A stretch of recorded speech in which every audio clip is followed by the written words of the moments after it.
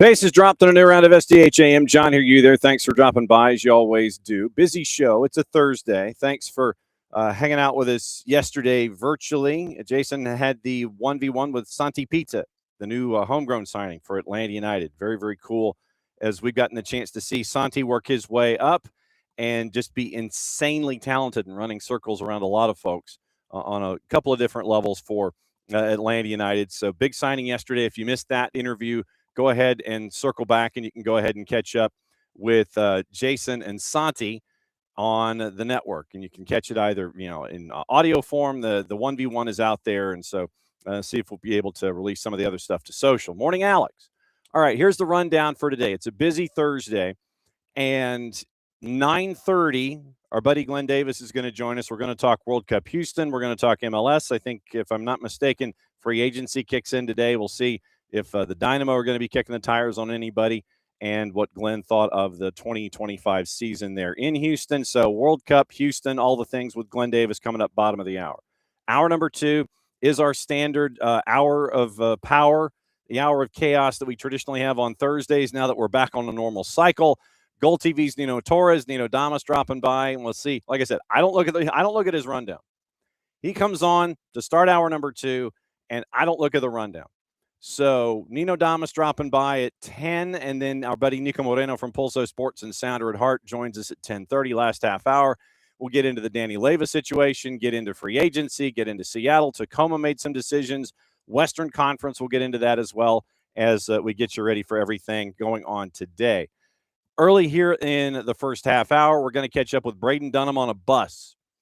Furman is in the national semifinals, and they get to take on Washington coming up tomorrow. And so as Furman was leaving campus and heading to Cary, North Carolina to get ready for the national semifinals, literally, we got a phone call. Well, it was more like an email. So, yeah, that's kind of different. Got an email from Furman, hey, can you do Braden Dunham at X time?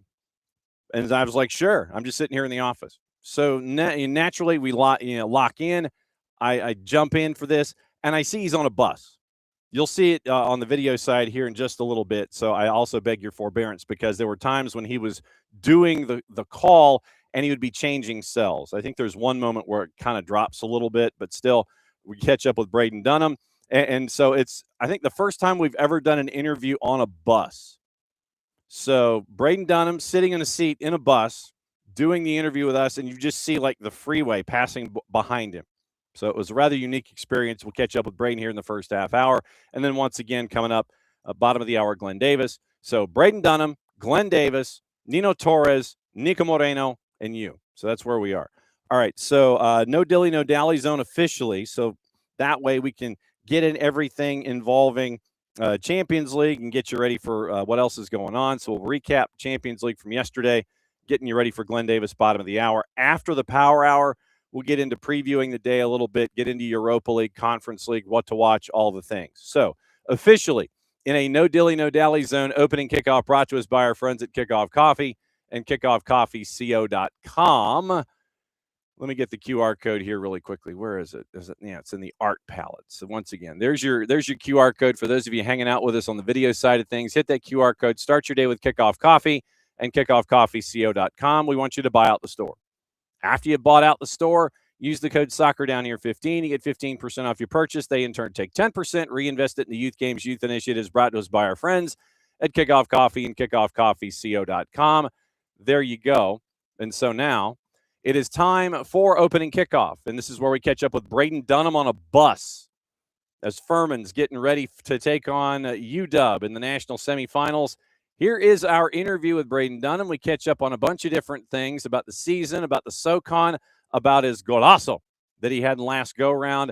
We go through that particular play and what he's learned about himself. Here's our conversation with Braden Dunham on a bus as he was heading to Cary, North Carolina, getting ready for Furman and UW national semifinals. All right, so here we go in 3, 2.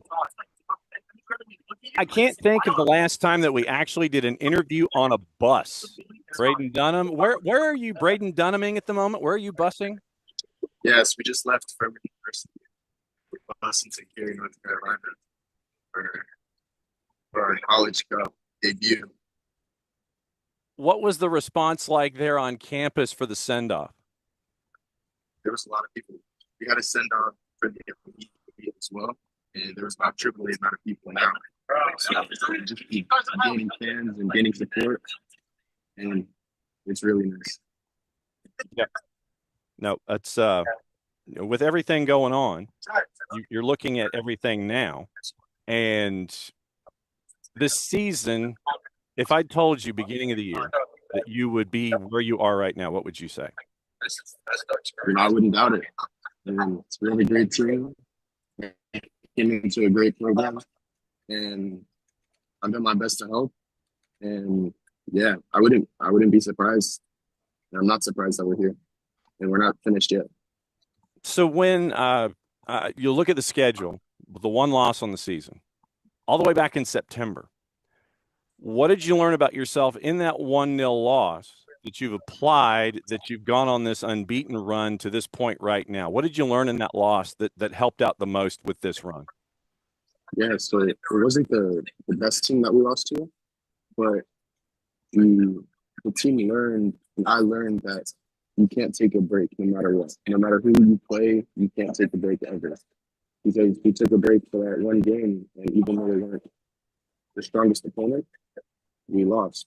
And that just taught us that we can never take a break. And I think it was a good point in the season where we did lose, so that we learned that lesson early enough that we could do what we're doing now.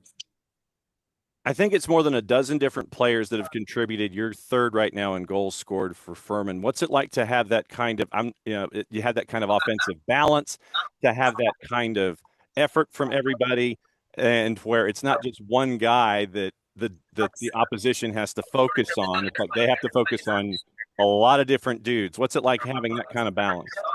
Yeah, I mean, I think our squad is very deep, and a lot of players contribute, and everyone has a place, and everyone knows their role, and everyone has a good role for the team's success. And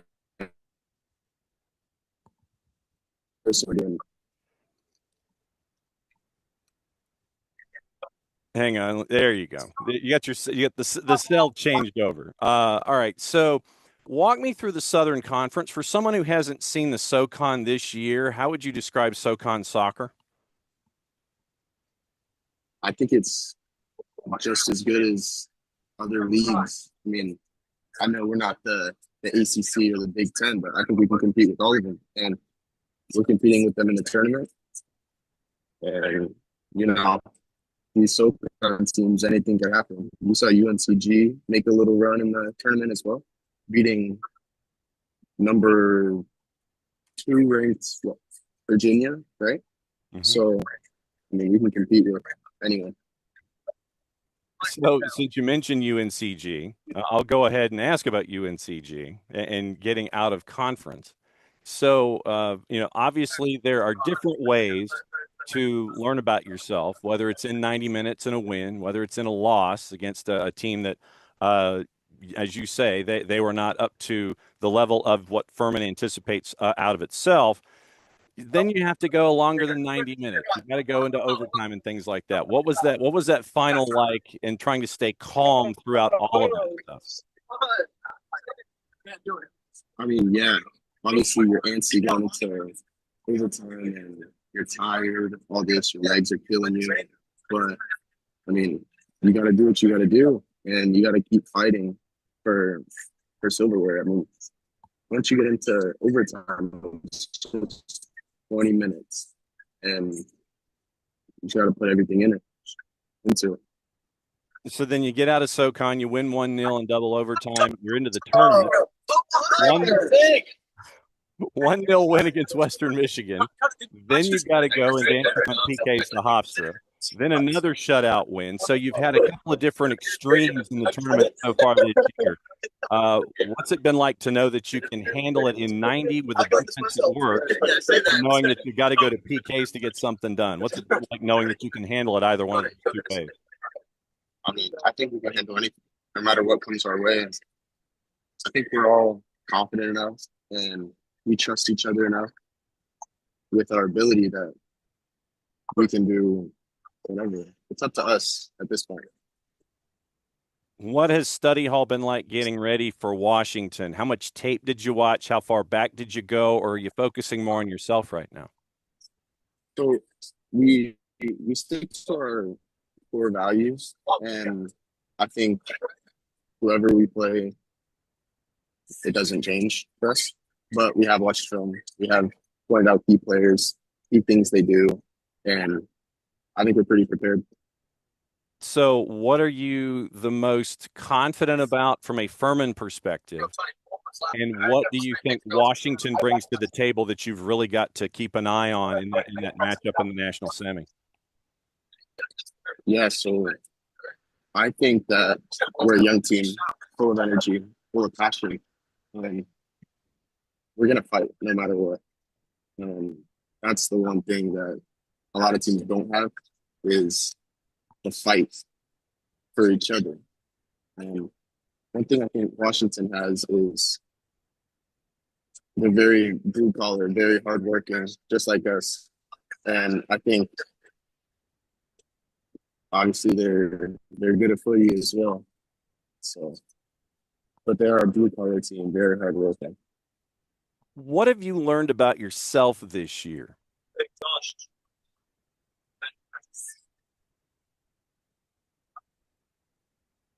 What do you think you've learned about yourself? I mean, I've learned. Yeah. Yeah, I mean, I've learned that I can score and I can get into the attack because I'm a center back. I have 7 goals this season, and that's never really happened to me before. And yeah, I've learned that I can score and I can put some goals in. So then take me through that bomb that you hit last time out. Take me through that play. You look up and you're sitting there going, yeah, I think I can go from 45 here. What was going through your mind? Yeah, so I look back and Ryan Wagner makes an incredible tackle, 3v1 tackle. Ball pops out to me. I really don't have anyone in front of me. So I look up and the goalkeeper's pretty far out. So I take another few touches. I look up again and the goalkeeper's still too far out. So I give it a rip and we're fortunate enough to go in. How badly did your phone blow up after the match with that? It was crazy. I opened my phone to countless notifications and just people texting me throughout the night. It was awesome. Everyone congratulated me, telling me how insane it was. It was pretty cool. One more question for you, since I know you're on the bus and you're on your way down, you're on your way over to Cary. Obviously, since we're based here in Atlanta, we got to see you with Atlanta United too. We got to see you with the academy, and we got to see you grow. When I mention Atlanta United as a part of your growth process that led you to Furman, how did your time as a five stripe help you and get you ready for Furman and a national semifinal and all the things that have come with it? Yeah, I mean, I was with them since I was 10 or 11 years old, so I can thank them for my development tremendously. And I really think that the MLS kind of style prepares you a lot technically and tactically, whereas the college play is more physical. So I've learned how to adapt physically, but I'm also thriving because I know how to play technically as well. And I can help my teammates in that way and tactically. Well, Braden, obviously safe travels from Greenville to Cary. We're going to be watching the national semifinal. Hope it's a big weekend for Furman on the whole. Thanks for dropping by for a 1v1, a mobile 1v1. I think it's the first one that we've done, and we hope it's not the last. Safe travels. We'll be watching and keeping an eye on things. Sounds good. Thank you so much. Braden Dunham on a bus, and thank you for reminding me that we did do Tormenta as they were chasing a championship. We've done Tormenta on the bus before, so that was pretty cool. And so national semifinals, it is NC State and St. Louis on one side. We've also reached out to the Billikens in the interest of equal time because it's a place that we haven't really had the chance to talk to or talk about. And so we've reached out to St. Louis. Hopefully we can hear back from them for maybe tomorrow. We'll see what we can do live.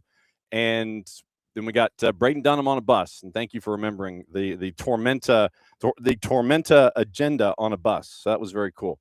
I can't thank our friends at Furman enough for that, and it was really nice to catch up with Braden. And yeah, we couldn't get away from the questions about the golazo that he hit last time out, because you look at him and he's over on the far side of the field from the camera position. You see him, he kind of looks up after the tackle. He looks up, he takes it, and he just kind of lets it go.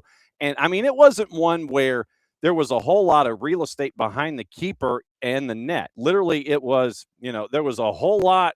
There wasn't a whole lot of space there, and he hit it into that tight window for the goal that mattered. And so Furman's in the national semifinal as the 16, and they're taking on the University of Washington. All right, so let's get into what happened yesterday. Champions League. Glenn Davis joining us in about 10 minutes, and we'll discuss things. That's the official terminology that we have here. So yesterday, Champions League. Athletic Bilbao, PSG, a goalless draw to plus 286. Leverkusen, Newcastle, a draw to plus 273. Benfica shuts out Napoli at home. It was Arsenal winning on the road at Club Brugge. Dortmund and Bodo Glimt at Dortmund was a 2-2 draw. Juve over Pafos. They were a big favorite. No surprise there. Manchester City at a plus 106 beat Real Madrid 2-1. And, of course, now the Vultures and the Tiki Torches and the Pitchforks are still circling, and they're doing it at a faster RPM now where Xabi Alonso is concerned. Ajax won at Karabag 4-2 at a plus 221. Copenhagen won at Villarreal, a bit of a surprise. Villarreal was a minus 250 yesterday. Copenhagen was basically a plus 600. So they got the win in Champions League yesterday. So now Europa League is today, and I believe Conference League is today as well. Run through the matchups, and there's like 98,000 matchups in the league phase in Europa. Let's see, 12:45 and 3 are your start times. Dynamo Zagreb hosting Betis. Ferencvaros hosting Rangers. Ferencvaros is favored in Hungary at a minus 143. Ludogorets hosting PAOK. Midtjylland hosting Genk. Nice hosting Braga. Sturm Graz hosting Red Star. Red Star favored on the road, as is Braga at Nice. Utrecht is a big dog at home to Nottingham Forest at a minus 133. Stuttgart favored at home against Maccabi Tel Aviv. Young Boys, they are a big dog at home hosting Lille. 3 o'clock. Basel hosting Aston Villa. It's a homecoming of sorts for Unai Emery, so this one means a lot to him at a minus 145. Braun, an underdog at home to Fenerbahce. Celta de Vigo, home to Bologna. They are favored. Celtic and Wilfred Nancy, keep an eye on this one for obvious reasons. Remember, we caught up with Chris Doran back on Tuesday. Roma, favored on the road at Celtic. Celtic's a plus 221. Roma's a plus 124. Porto, big favorite at home against Malmo, who, by the way, is a plus 1163 if you're interested. FCSB, big underdog at home to Feyenoord. Freiburg, a big favorite at home to Salzburg. Lyon, big favorite at home to Go Away Eagles. Panathinaikos, a minus 111 at home, hosting Victoria Pilsen. So then that's the Europa. I mean, that's Europa League. So do we have Conference League today as well? Did they take the day off? No, they did not. So the fun part here at 12:45. Breidablik favored at home against Shamrock Rovers. Drita, a big dog to AZ Alkmaar. Fiorentina, big favorite at Dynamo Kyiv. Haken, favored at home on the plus side to Larnaca Cyprus. Jagiellonia Bielefeld is a dog at home to Rayo Vallecano. Noah is a dog to Legia Warsaw, who is at the bottom of the table in the Ekstraklasa. They're really hurting right now and could be currently, if the season ended today, I believe Legia Warsaw would be relegated. Samsunspor and AEK pretty much throw a blanket over it. Shkengia, dog to Slovan Bratislava. Craiova is a dog to Sparta Prague. 3 o'clock. Aberdeen hosting Strasbourg, and Strasbourg is a big favorite on the road. But Liam Rossignol, the Tiki Torches and the Pitchforks and the folks are circling him in Strasbourg in Ligue 1. Shakhtar favored big on the road at Hamrun. KUPS is a dog at home to Lausanne. Lech Poznan at 3 o'clock is a dog to Mainz. Lincoln Red Imps, dog at home to Sigma Olomouc. Rakov Shostakova, big favorite at home to Zhirinsky. Rapid Vienna is a favorite at home to Ammonia Nicosia. Rijeka favorite at home to Celje, and Shelburne is a big underdog at home to Crystal Palace. That one is at 3 o'clock. Shelburne a plus 1478. Crystal Palace a minus 588. And then that means with what to watch, where to watch it, how to watch it, we can let you know that I'm pretty much guessing everything is going to be on Paramount Plus, and you'll end up with a Golasso show. So CBS Sports Network, Utrecht, Nottingham Forest at 12:45, Celtic Roma at 3. Fox Deportes, Brazilian Cup, Vasco and Fluminense is at 6. Final leg of the Apertura, leg 1 is at 9 o'clock with Tigres and Toluca, simulcast on Telemundo and Universo. Women's English Super League at 2, Villa and Liverpool. And as I mentioned, everything is on. Conference League, Europa League's on Paramount Plus, and Peacock is also simulcasting Tigres and Toluca at 9 o'clock. So that's your rundown. So it's a big day in Europe with the Europa League and Conference League, 36 matches in the overall multi-screen experience. Please find your Golasso and please Golasso safely. So that is the rundown there for anything and everything going on in the world today. Those are the big stories in and around all of the activity that is on the field. I'm trying to see if there's anything off the field that we need to get into. Actually, tell you what if we did, let's see. There are a couple of moves, I think, that we have not caught up on in Major League Soccer as we get ready for things.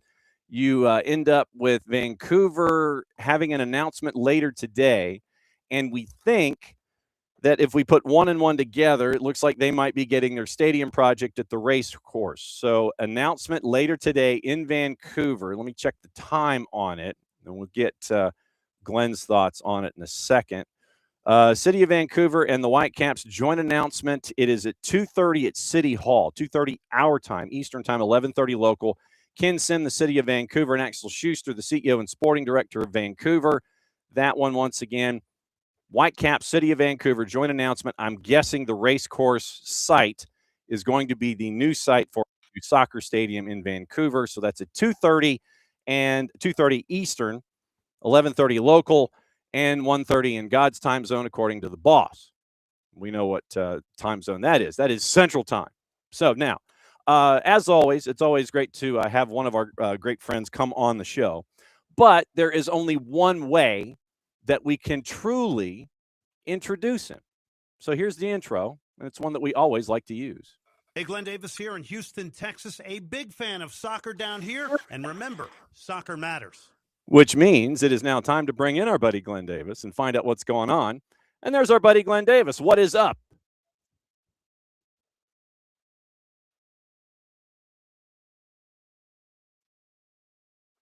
Glenn, you got your ears on. Oh, I can't hear you. I can't hear you. Hit the microphone. Okay, hold on one second. Okay, I can hear you. I hear ambient. Oh, jeez. Oh, it's all good. It's good to have you. To a different setup, if that's okay. Yeah, except if you can't hear me, go for it. That's not good. No, I can hear you. Any better. You're just ambient. No, it's just ambient, right?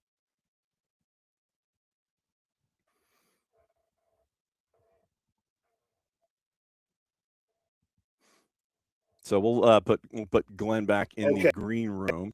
Hey, wait, there we go. Wait, hang on. Wait, there was the wireless. It's kind of fighting in and out. I think like technology trying to wake up early in the morning.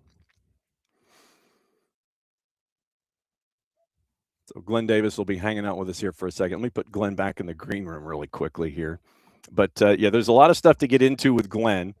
We want to get into World Cup 26 in Houston. We want to get into the Dynamo. We want to get into Major League Soccer. There's a lot of stuff to get into with Glenn this morning. So really looking forward to it. It's been a while since we've had him on. I think it was a regular season when we had Glenn on the last time.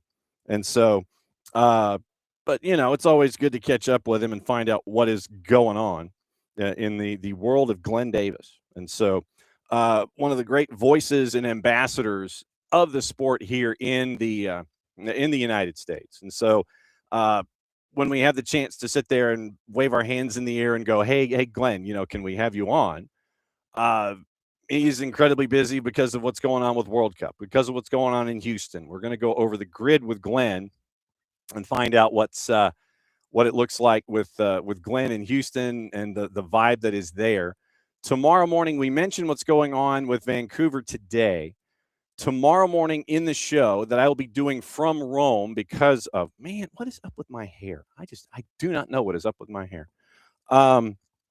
So tomorrow morning from a hotel room in Rome, Georgia, it'll be me and you guys on a Friday. We'll see if we can catch up with our friends at Beyond Goals Mentoring. And then what we will also do is find out what's going on in Vancouver. Speaking of Vancouver, and we'll see, bringing our buddy Glenn Davis here. Alternate stream, what's going on? Oh, John, I'm so sorry. I know how hard you work on putting such a great podcast together. So I'm about to throw this other computer out. So I'm gonna take a pistol to it after this and put a bunch of bullets in it like Elvis did his TV. It's all good, my friend. It's good to see you. Yes, proper caffeinating and the morning run. It's that way it always is. So you got yours. I've got mine. I've never been a coffee person, but I'm good to go. A couple of things I wanted to get into with you this morning. First and foremost, there's this thing, I don't know if folks have heard of it, called the World Cup, and it's coming. And Houston's going to be very, very busy. What's the vibes when the announcement came on Friday about matches and all the matches that are going to be there? What's the vibe been like there in Houston? Yeah, I get the sense that it's become a little bit more real to people. Now you have storylines, things you can talk about, teams. We know the Dutch, the Germans. We know Portugal's coming here. We get 2 shots at Cristiano Ronaldo. People are excited about that. We have 2 million soccer fans here, and they come from all over the world. I think they're all very in tune to it. But Houston's turned into a massive city. I mean, there's probably I'm just taking a stab here, but 7.5 to 8 million people here. And in the last couple of years, I mean, you can sense as somebody that's lived here, how many more people are here just based on traffic and getting around and everything.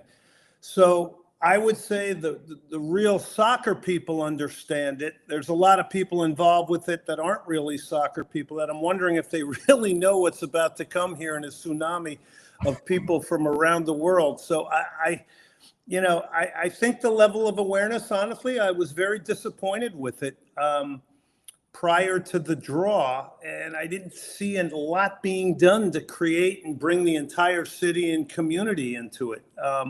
So that's my take, but I think now there's a lot more ratcheting up of excitement. So then, and this is a conversation that you and I have had in the past, specifically about Dynamo and making that kind of an impact and drawing folks to Hell in a Shell to see it on a regular basis. And you're seeing the same kinds of things now when the world's going to be knocking on your doorstep.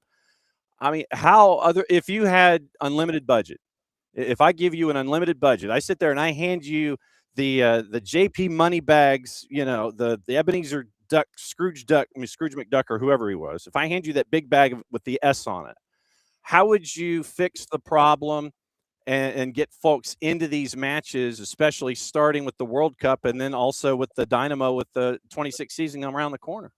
Well, that's a big question. We would need a lot of time, but I just think, sports has gotten so commercial now. I think a lot of people that are making decisions are the quote unquote intellectuals and data people.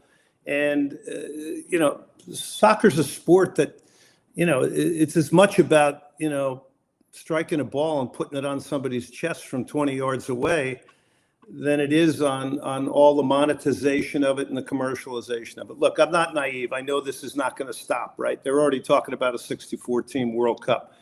I just think that there's a lot of people in positions that could just acquire the skill of weaving everybody into it. I mean, every time we hear about the World Cup in Houston, they say the same. It's the same speech every time, and there's no soccer people up there, really.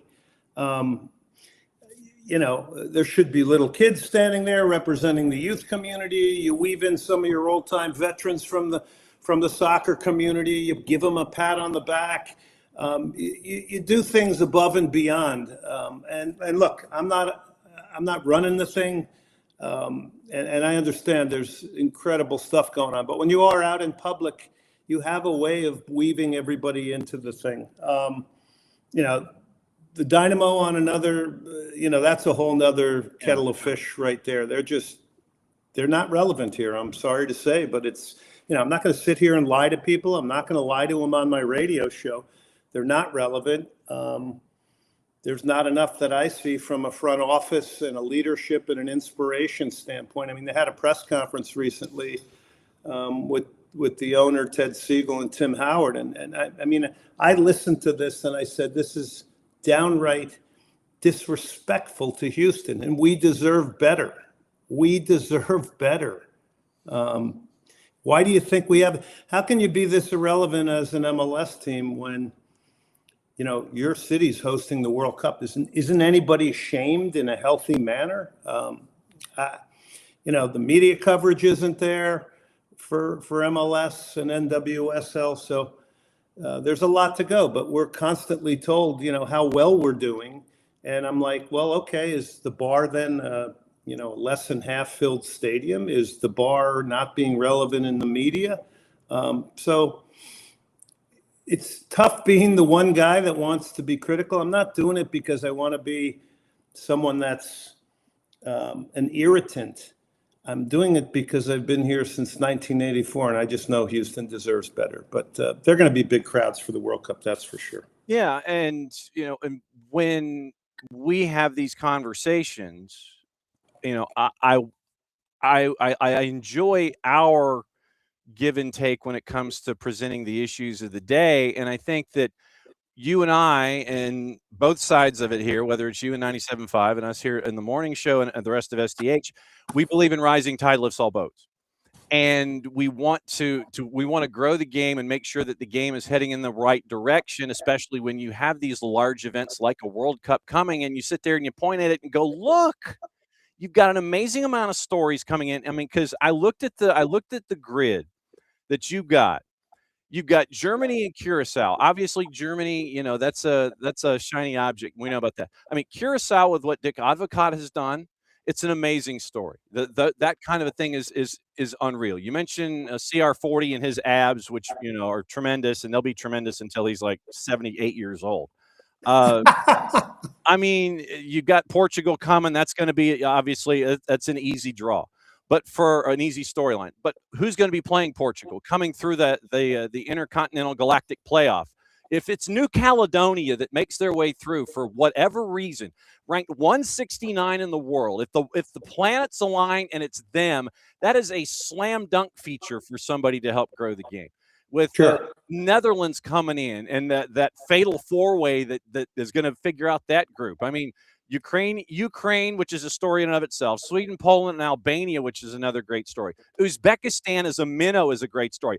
Cabo Verde, we've been hitting Cabo Verde hard. I mean, we had Pico Lopez on draft day. Steven Moreira with the crew is there. Saudi Arabia is always injury. So there's a lot of stories that you can grab onto that are coming into you. I'm getting goosebumps talking about this because I'm not fired up. But I mean, it's great storylines that people can hang on to, even if you're not a sicko like us, that you can grasp onto here to help grow the game.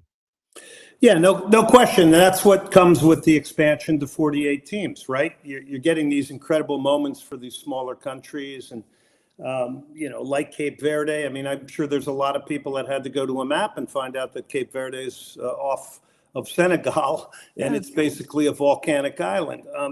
So I think those storylines are great. I think it's the yin and yang of competition, though, and meritocracy. I do think we have to be, well, not we, because I'm not making the decision. This is simply my opinion. But, the World Cup, with these great stories, we have to remember there's 72 first round games, group games, 72. That's more than the entire last World Cup. So let's be honest here. We're trying to make this a participatory event. Yeah. It helps monetize it, right? Because the more games, yes, there are great stories, no question about it. But it's all about expansion, commerciality, and getting bigger, and involving more and more. And there's pros and cons to that, I think. I do worry that one day the World Cup, a couple cycles from now, might not be as sacred and as unique as it has been, right? I mean, you can go back and pick out indelible moments in your mind from the World Cup. When you when you first learned of it, how it affected you, which was your World Cup that kicked off, your excitement and energy and passion around it.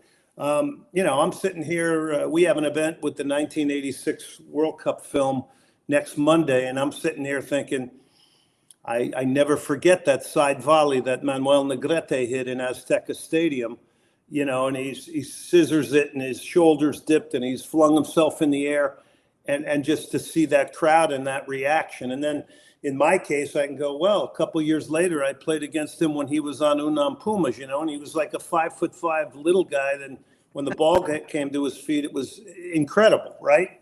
So,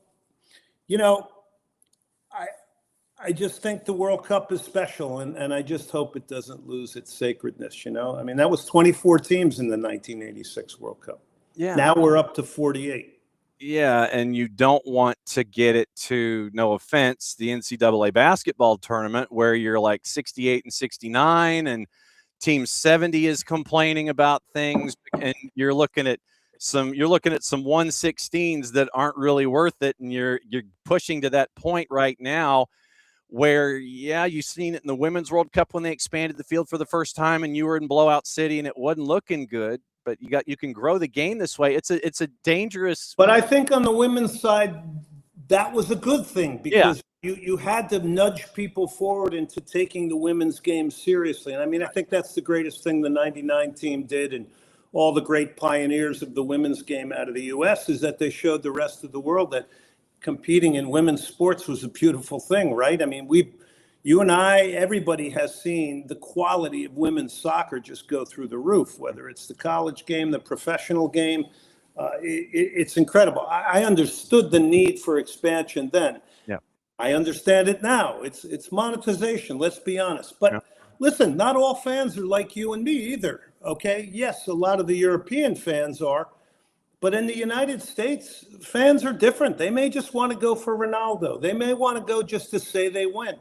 They may want to go, they're watching clips of goals, but they're not necessarily watching full games. So the expansion of it may be good in a way to attract to a lot of people. I guess the hope will be that the sport will gain some new, unique fans, and I don't think there's any question that will happen. Yeah, and we were sitting there and we're looking at the grid about what's coming on in Atlanta. And we're sitting there going, okay, feature here, feature here, feature here, food. All that. I mean, we're already looking at the grid and we're trying to figure out, okay, how do we fit all this stuff in? When you look at the United States, I know that there were tiki torches and pitchforks and the whole thing early on. Pochettino was like, just be cool, fam. We got this.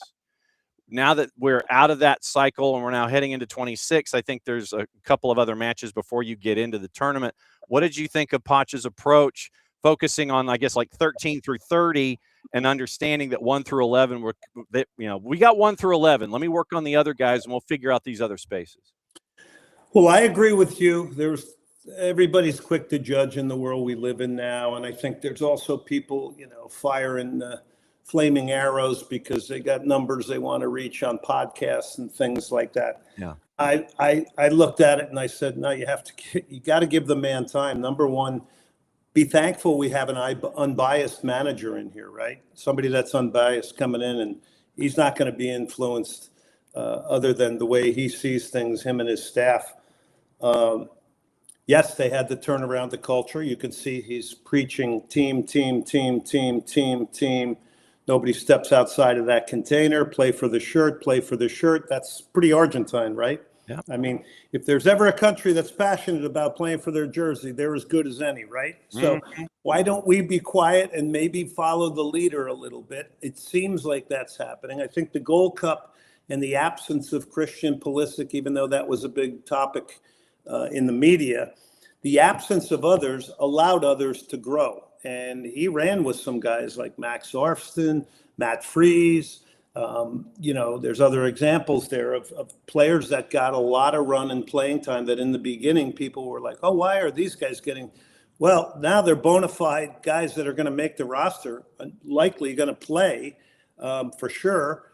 And now you've broadened out the depth. And there's nothing better than watching a U.S. national team put a beat down on Uruguay 5-1, while guys like Anthony Robinson, Christian Pulisic, Tyler Adams, Chris Richards are all on the outside watching that. Okay, that is what you call healthiness for a squad. So I think he's doing an exceptional job. He's going to be judged ultimately on how well they do in the World Cup, but where we are positioned ahead of a lot of really good friendlies before the World Cup, I'm optimistic. How optimistic are you? I'll go ahead and bite. Host nation,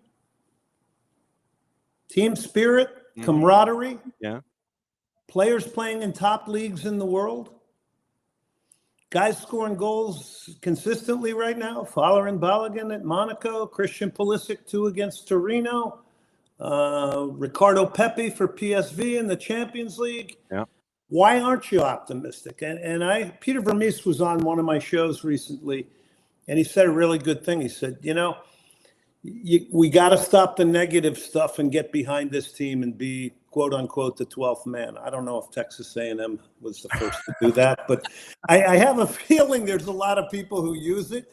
But I think some miraculous, amazing things can happen if national pride kicks in and you see American players competing in a World Cup, and you never know how many inches you can grow and where you can take it. And let's not forget, a lot of these guys have experience from the last World Cup. That was a very young American team that went through that, outplayed England in a 0-0 draw in midfield. I remember that distinctively. So I think there's a lot of ingredients here that says you could do something special.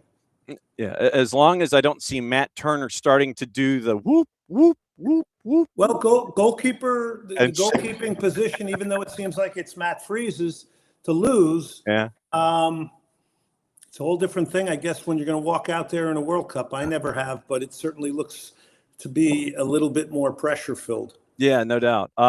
Was there anybody in this cycle of trying to figure out what the roster was going to look like that was somebody that came out of lane 8 for you that ended up, winning the race or anything? Was there any surprises that were call-ups that you're sitting there going like, I like that idea, and then they proved everybody right with that call-up? Was there anybody like that for you? Well, I think Arston was one in the beginning that, people were maybe scratching their heads a little bit. He can play either outside back position. You could see when he first got into the national team, he was making some mistakes. But, what do you expect, right? Like, if you're going to stick and believe in somebody, you have to give them the opportunity. Yeah. It can't be a one and done necessarily.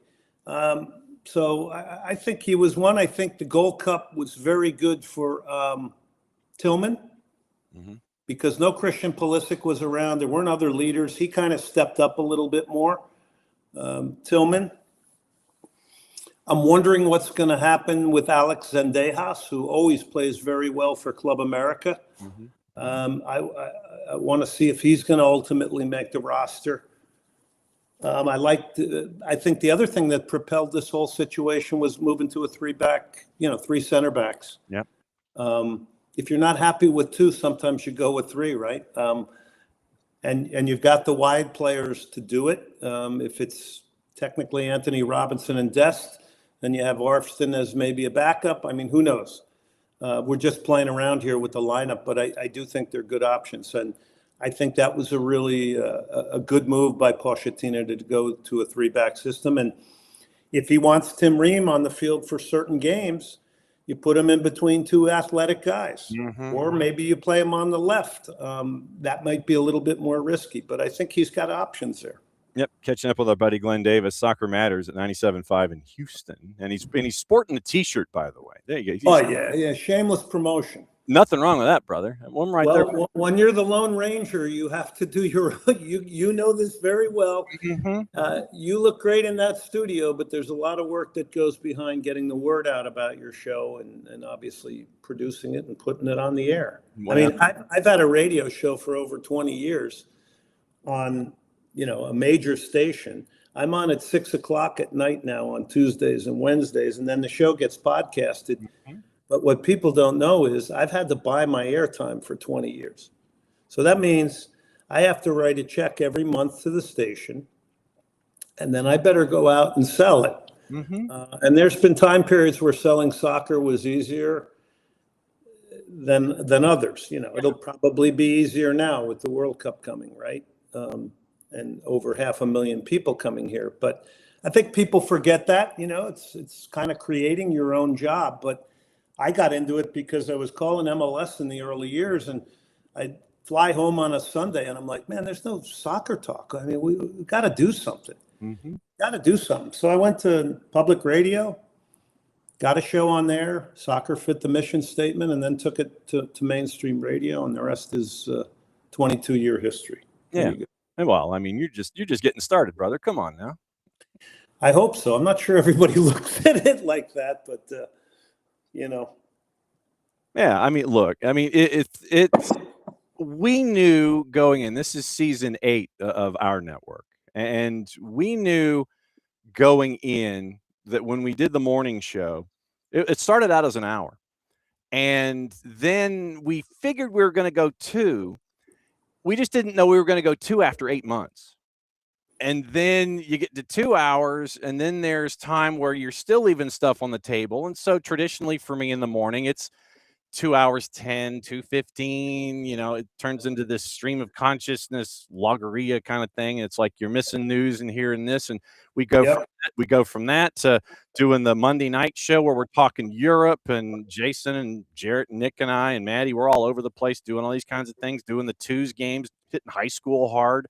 It's amazing to see all the different avenues that you can grab onto and sit there and try to grow the game. And I mean, it's safe to say, from my perspective anyway, you're one of the guys that was the first one onto the track. You're one of the flag bearers for this whole thing, and we're just trying to sit there and be right there with you as a good steward for the game, regardless of where we're discussing it, whether it's about Atlanta, whether it's about the stuff here in the U.S. or internationally. We're just trying to be good stewards like you've been. Well, it's all off of passion. I think that's how it all gets started, especially from my generation.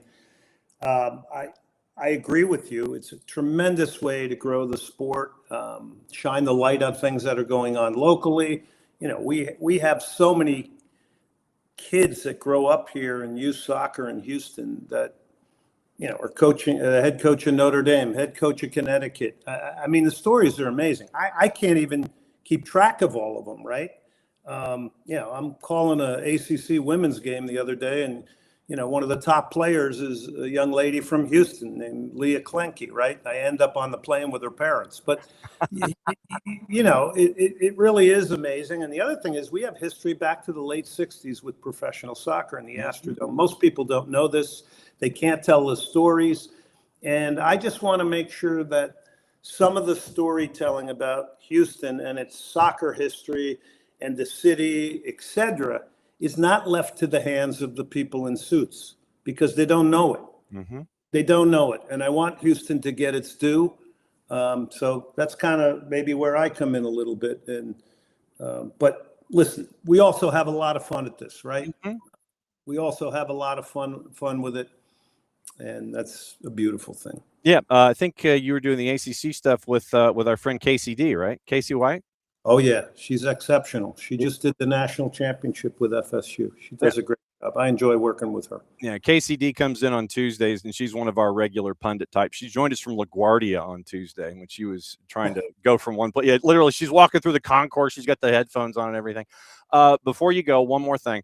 One of the folks in our Twitch pitch wanted to know what you thought about the current situation with Atlanta United. So what do you think about the current situation with Atlanta United, Glenn ?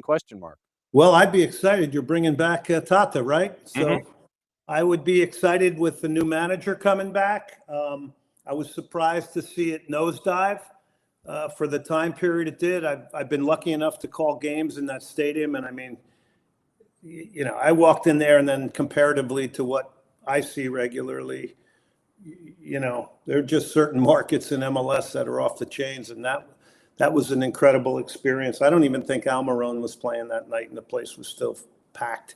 But, Yeah, I think we're going to keep an eye on it. But I like the storyline of Tata Martino coming back. I haven't looked into the roster much and what's going on with the build and everything. But, it's like we're bringing the band back together a little bit, right? And I think you've got a manager there that the fan base is going to be pretty confident in seeing return. Has that been the reaction? They're excited to see him coming back? They're excited to see him come back.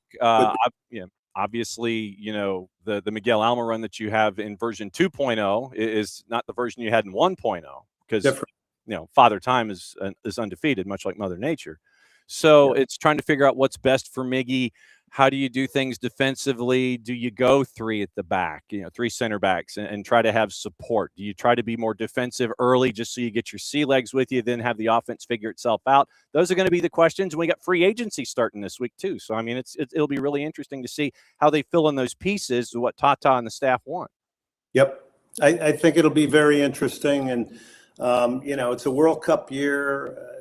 We're seeing – I think every single day there's going to be really interesting things going on in the world of soccer, and we get to cover it. So how lucky are we? Absolutely true. Hit the promo for me, sir, before you leave. How can folks consume everything Glenn Davis? Oh, you can hit me up on Twitter and Instagram at Glenn Davis Sock, YouTube Soccer Matters, and then we stream the show on Tuesdays and Wednesdays at 6 o'clock Central Time on ESPN 97.5. Now, you realize, of course, you cannot be a stranger now going forward since we have got back with you and we're trying to do this. I need to get you on my show, too.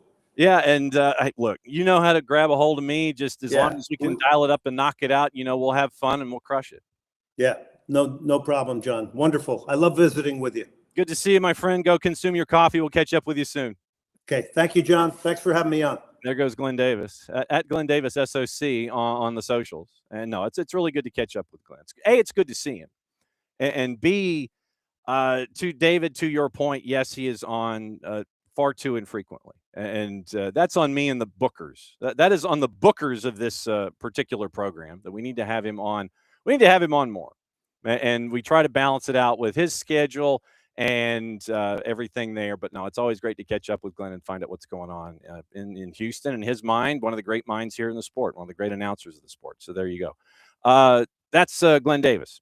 And it's always great to catch up with Glenn. Coming up in a couple of minutes, it's going to be our buddy Nino Torres from Gold TV.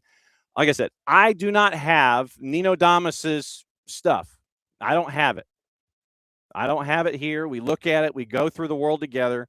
And we figure out what's on Nino Damas's mind, and we proceed very, very gingerly through his thought patterns, and we try to keep up with him too. So Nino Torres coming up in a couple of minutes, and obviously our buddy Niko Moreno joining us at the bottom of the hour, and then with after that, then we'll catch up with everything going on that we might have missed coming into the morning.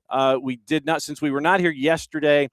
We have not had the opportunity to discuss the CAS verdict being made public where Botafogo is concerned and Thiago Almada. So if we were to go CAS Botafogo, Thiago Almada, and like I said, we haven't had the chance to discuss this since we weren't here yesterday.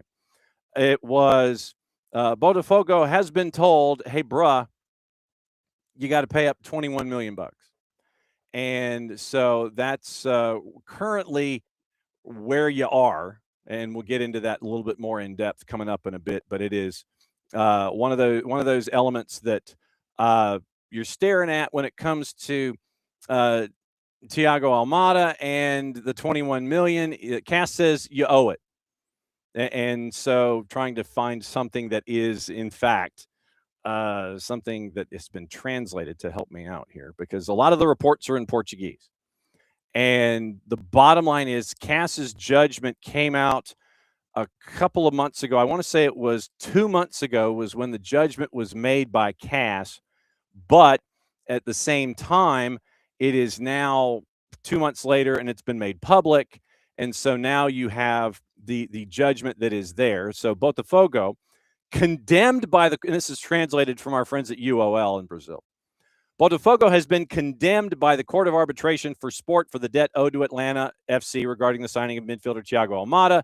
Decision stipulates the club must pay the full amount with interest Original amount owed is $21 million. It's $3 million and 3% and $18 million and 3%. So and they still haven't even mentioned the sell-on fee to Atletico de Madrid. So $21 million plus interest, twice over at 3%, compounded however much. So like I said, you're probably looking somewhere in the neighborhood of mid-20s. Then you add on the sell-on fee. Once again, we're up to $30 million. If they fail to pay, the club is subject to a transfer ban. Botafogo has stated, quote, that it will continue to take all applicable legal measures in this case, end quote. Once again, the transfer had a total value of 21. Specific payment schedule every 3 months, extending until the end of September next year. Most installments, $2 million US, but the first two would be $3. First payment should have been made 5 business days after the international transfer certificate arrived in Brazil in July 2024. Botafogo already had a FIFA ruling against them, which is why the matter went to CAS. In a statement, Botafogo said, quote, John Textor, the majority shareholder of Botafogo, presented financing proposals to the other partners of Eagle Football Holdings to cover the payment of all existing debts of Botafogo with FIFA, as well as the budget for player signings in the January transfer window and for the remainder of the 26 season. In the black and white version, basically in the release, Textor has fully secured resources for these items, hopes to obtain the cooperation and approval of these budgets from a friendly and cooperative Eagle board, end quote. Current situation at Botafogo is uncertain about the future due to legal disputes involving Textor and Eagle. Shocking. Recently, the club also filed a lawsuit attempting to secure transfers from the Sociedad Anónima de Futbol for the maintenance of Botafogo itself and for membership. So it appears to me that our buddy John Textor, he's going to try to continue to kick the can down the road. That's just me. I'm just guessing. Yay. He owes $21 million plus interest. Technically, once again, $3 million at 3% compounded. Another $18 million at 3% compounded. So $21 million plus 3% interest twice over. But that key phrase that was in there where he plans on pursuing all the other legal avenues, that's why I think this will continue to be gummed up as we go forward. On a Thursday, we go from a bus leaving Greenville, South Carolina, to Houston, Texas, to Lima, Peru. We catch up with our buddy Nino Torres from Gold TV, where we go fully loaded, and I go, yellow, yellow, yellow. What is going on, sir? Yellow, yellow, yellow. Soccer Down Here fans. Nino Torres with you today on a massive, massive Thursday. We got news from Peru. We got shocking news from Peru. We got predictions. We got Nino Damos. We got everything because we are fully loaded. Yes, sir. So, as is the case, I never look at this until you send it, just so I can be as equally surprised as the next person. Man, we're going to start with topic number 1, and it says, and I quote, Universitario without a coach 3 weeks before the preseason. That's never good, sir. That is never good. You don't have a coach 3 weeks before preseason. That is never good. And it's insane because we won the championship a month ago. Not last week, a month ago, we won the championship. We were just having, eating popcorn while Alianza and Cristal, they were battling each other. There were issues with the with Alianza, there were issues with Cristal, and we were just chilling here, enjoying our three-peat. But suddenly, you got when you see people and you get a bad vibe, you feel that, Johnny. Sometimes when I saw the Fossati's agent, who was the coach for Universitario de Deportes, I saw the guy with the glasses, with the big gold chain. I was like, this is kind of like soprano-like guys. I don't like him. I just don't like him. And he was talking right from the get-go. First interview he gave some proof. Yeah, we got proposals from different teams and different countries in regards to Abel Hernandez, who was linked to Universitario de Deportes. Why I'm mentioning Abel Hernandez? Because he is the agent for Abel Hernandez and for Fossati. So everything was so cool. Okay, you're the agent. Oh, we got to deal with only one person then. Give me a striker. We renew with the coach. Everything is wonderful, right? Okay, this is my proposal. This is your proposal. But then, as the days goes by, yeah, we got this requirement. Okay, Lau is like, all right, we'll give you that. All right, 2-3 days later, we got another requirement. Okay, all right, check that. All right, so we're cool. See, yeah, we're cool because, by the way, he was under contract. He had a contract until December 2026. So he was looking for improvements. You know, he just wanted to repeat and la la la. Okay, fine. So the money was not the issue, right? You know, we cool with the awards. Yeah, if you win this, if you won that, you get this X amount of money. You get this bonus for this bonus for that. All checks out, fine. 4 days later, we got another requirement. I'm like, really? Okay, what is it now? Yeah, we don't want to train in that facility because that facility is like 25 miles away from downtown. Blah, blah, blah. Okay. Yeah, but that's our training camp. This is where, I mean, we've been training there since, I don't know, 50 years ago, man.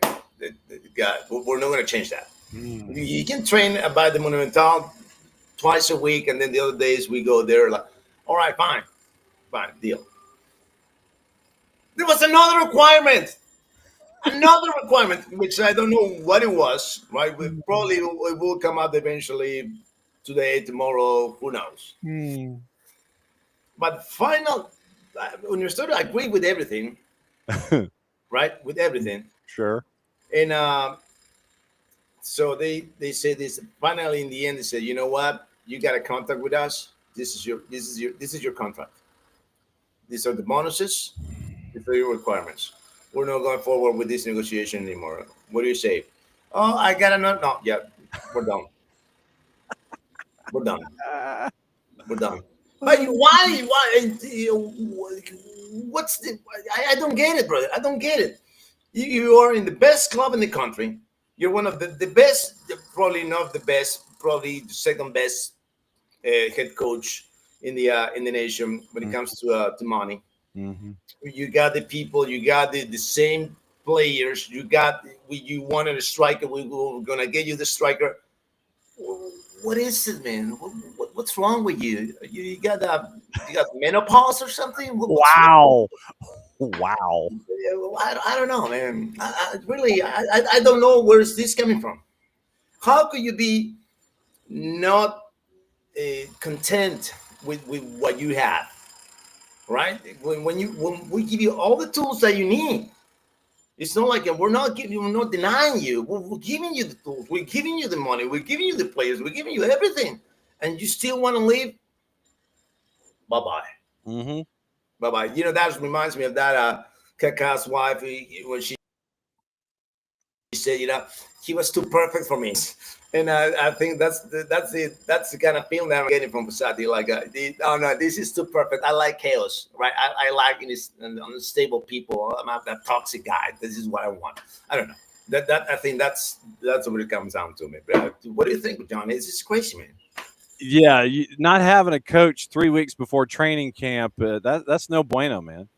It sucks because everything was lined up. We were in the perfect position to start the year again. As planned as last year, you know, we started the season in January the 2nd. Boom! Everybody report to training camp. Everybody was ready, focused to win it, repeat. It was the same thing now. Oh boy. But let's turn the page. Yes, proper hydration. Yes, please. Let's turn the page. You said one of the most beautiful stories in the sport also does come from Peru, though. What is that? I want to get you away from losing your mind here for a second. What's this beautiful story that you're talking about? Probably you heard of. You see this? Have you seen the kid that climbed up to the hills to call the? Love that. Right? That was awesome, right? That was awesome. So the kid goes to the hills and it calls the finals of Copa Libertadores from afar, and then of course, but the story didn't end there, brother. It was so much more after that. I mean, the impact that he had globally, it was So he was, of course, they were invited to all the TV shows and this and that, right? But one channel, one TV show did the right thing. But before that one, he got another chance. He went to the National Stadium, and the guys from the Liga Uno Max invited him to the booth, and he called a little bit of 5 minutes of the game and all Yeah. that. That was cool.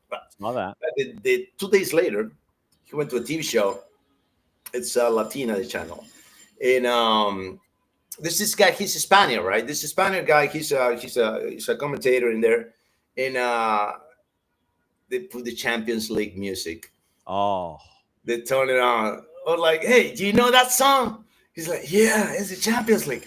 How about you and I going to Madrid to wow. watch Real Madrid versus Manchester City at the Bernabeu? Would you like to do that? Yeah. Wow. So they got all the connections. They got there. They got to Madrid. But in Madrid, Marca, Marca. Yeah. They invited to the radio station, and you know what? How about you wanna call a game with us? So at the end, he called. I think he called a goal for the Atletico Madrid game, but in the end, he could not because of regulations. I don't know what happened there, but he was at the booth, but he could not call the game for Real Madrid and Man City. And but he was there, and it's just beautiful. And not only that, they offered him a scholarship to study journalism in Spain once he finished high school here in Peru. And the kid, I think the kid's still in Madrid right now. Was Thursday? Yeah, I think he's still there. He's coming back, I don't know, in the next couple of days. But brother, this is the most beautiful story this is the story of the year in the sports, man. Isn't it? 15-year-old, and it's his dream to be a commentator. Travels 18 hours by bus to Lima to go to the match. Obviously, he couldn't get in, so the whole thing is he goes to this mountaintop, and he's got his tripod, he's got his phone, and literally he is looking into the stadium from on high. And I mean, he's probably a good half mile away. He's on top, something like that. And so he's at the top of the mountain, a half mile away. He's got his phone locked in on the stadium, and he's calling the match there. And then everybody finds out. He does the live stream and everything for the Flamengo win. And then, I saw him get brought into the stadium by the Liga One Max folks. And I thought that was one of the coolest things. But I did not know about him getting to Europe. Yes. Isn't that great, man? It's just, I mean, this is the most touching story of the year, man. I don't think that there's any story that can match with this, because you went for literally zero to superhero, not just to hero, to superhero in no time, man. No time. Absolutely cool. And that's growing the game and having moments like that. This is what it's all about. Okay. For those that may not know, you, sir, get to call the games in Portugal over on Gold TV. And you get to call the rivalries, and sometimes you're stuck calling the games at the bottom of the table where, Moreirense and Rio Ave are going at each other or something like that, but you said the title race is already over? It is over, man. It's just over. First, the Lisbon derby took place on Friday, right? So Porto was watching, sitting on their couch, popcorn, some beers, watching how these two competitors cancel each other out. And because it was one of the two had to win in order to keep up with Porto. One of the two. Nobody did. They just cancel each other out. It's a draw. They're 5 points behind. Porto's yet to lose. And that happened in the last 1, 2, 3, 4, 5 years. The last 5 championships, Johnny. The last 5 championships. Whoever gets at the top first wins the title. And once they reach the number 1 spot, it's over. I haven't witnessed any coming from behind winning the title. No. whoever gets to the top first and stays there as long as it's Porto doing it right now, and not showing any signs of slowing down, at all. Oh, yeah, they lost with Vitória Guimarães in the Copa Portugal. So that's even better because there was one less competition that we got to worry about. So everybody in Lisbon, especially the Sporting fans and the Benfica fans, are praying for Porto to go deep into the competition in the Europa League so they can wear them out, and more maybe we'll have a chance. But the problem is that from now to the end of the year, Benfica and Sporting, they have difficult games. They got tough games on their schedule. 2, 3, 4. The next 4 games are complicated for Sporting and for Benfica. So most likely they will lose. They will lose points, right? In that span. Whereas Porto had to play against the bottom 3 in the next 3 weeks. Good luck. Yeah. Good luck. It's over, John. It's over. I don't care what they're saying. I know that there's a lot of soccer to play. It's not even halfway through. It's over. It's over. I don't care what you think, what you believe in your team. So you're not taking that. You know how many goals have Porto conceded so far in the competition after 13 rounds? Hang on. I'm going to look at the number. I don't know the number, but I'm going to look up. I'm going to tell you. Look at that. Look at it's crazy, man. Look at that. Whoa! 3 goals. 3. Wow. 12 wins, 1 draw. They haven't lost in their first 13. 27 scored, 3 allowed. That's ridiculous. That's 1,100 minutes, conceding 3 goals. Defenses wins championships. They do. And they've got it, and they're hosting Estrela this weekend. I think they're Monday. It's a Monday night game. Monday night football. Yeah, so Monday night football. Estrela and Porto. Estrela right now is 13th in the table after 13. They're at 14 points. And Porto has done 2 rings around 14 points, and they're halfway through ring number 3 at 37. Yeah. Going fully loaded, hashtag, on a Thursday with our buddy Nino Torres from Gold TV. I go to topic number 4, and we talked about this one on Monday night, but I need your feedback on this. Salah, the beef, and the fallout. Mo Salah, and he was left at home for a Champions League. Didn't matter. They got the big win. I still think he's heading to the Saudi League in January. That's just me, but the beef and the fallout, what's on your mind? Why a player can speak their minds? Why the players can speak their minds? Why is that? Why I can say what bothers me? Why I can say that I'm not being respected? Why I cannot say that? Why it's so it's so simple to say what you think? I don't get it. Really, I don't get it. I mean, of course, I know that you gotta figure out your things in between you and the coach in the locker room.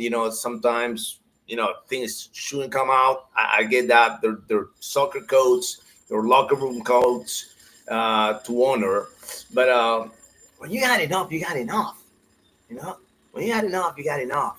And on top of that, it's so coward. This is so coward from Jamie Carragher. I love the guy, right? I love the show. I think it's probably the coolest show in the planet.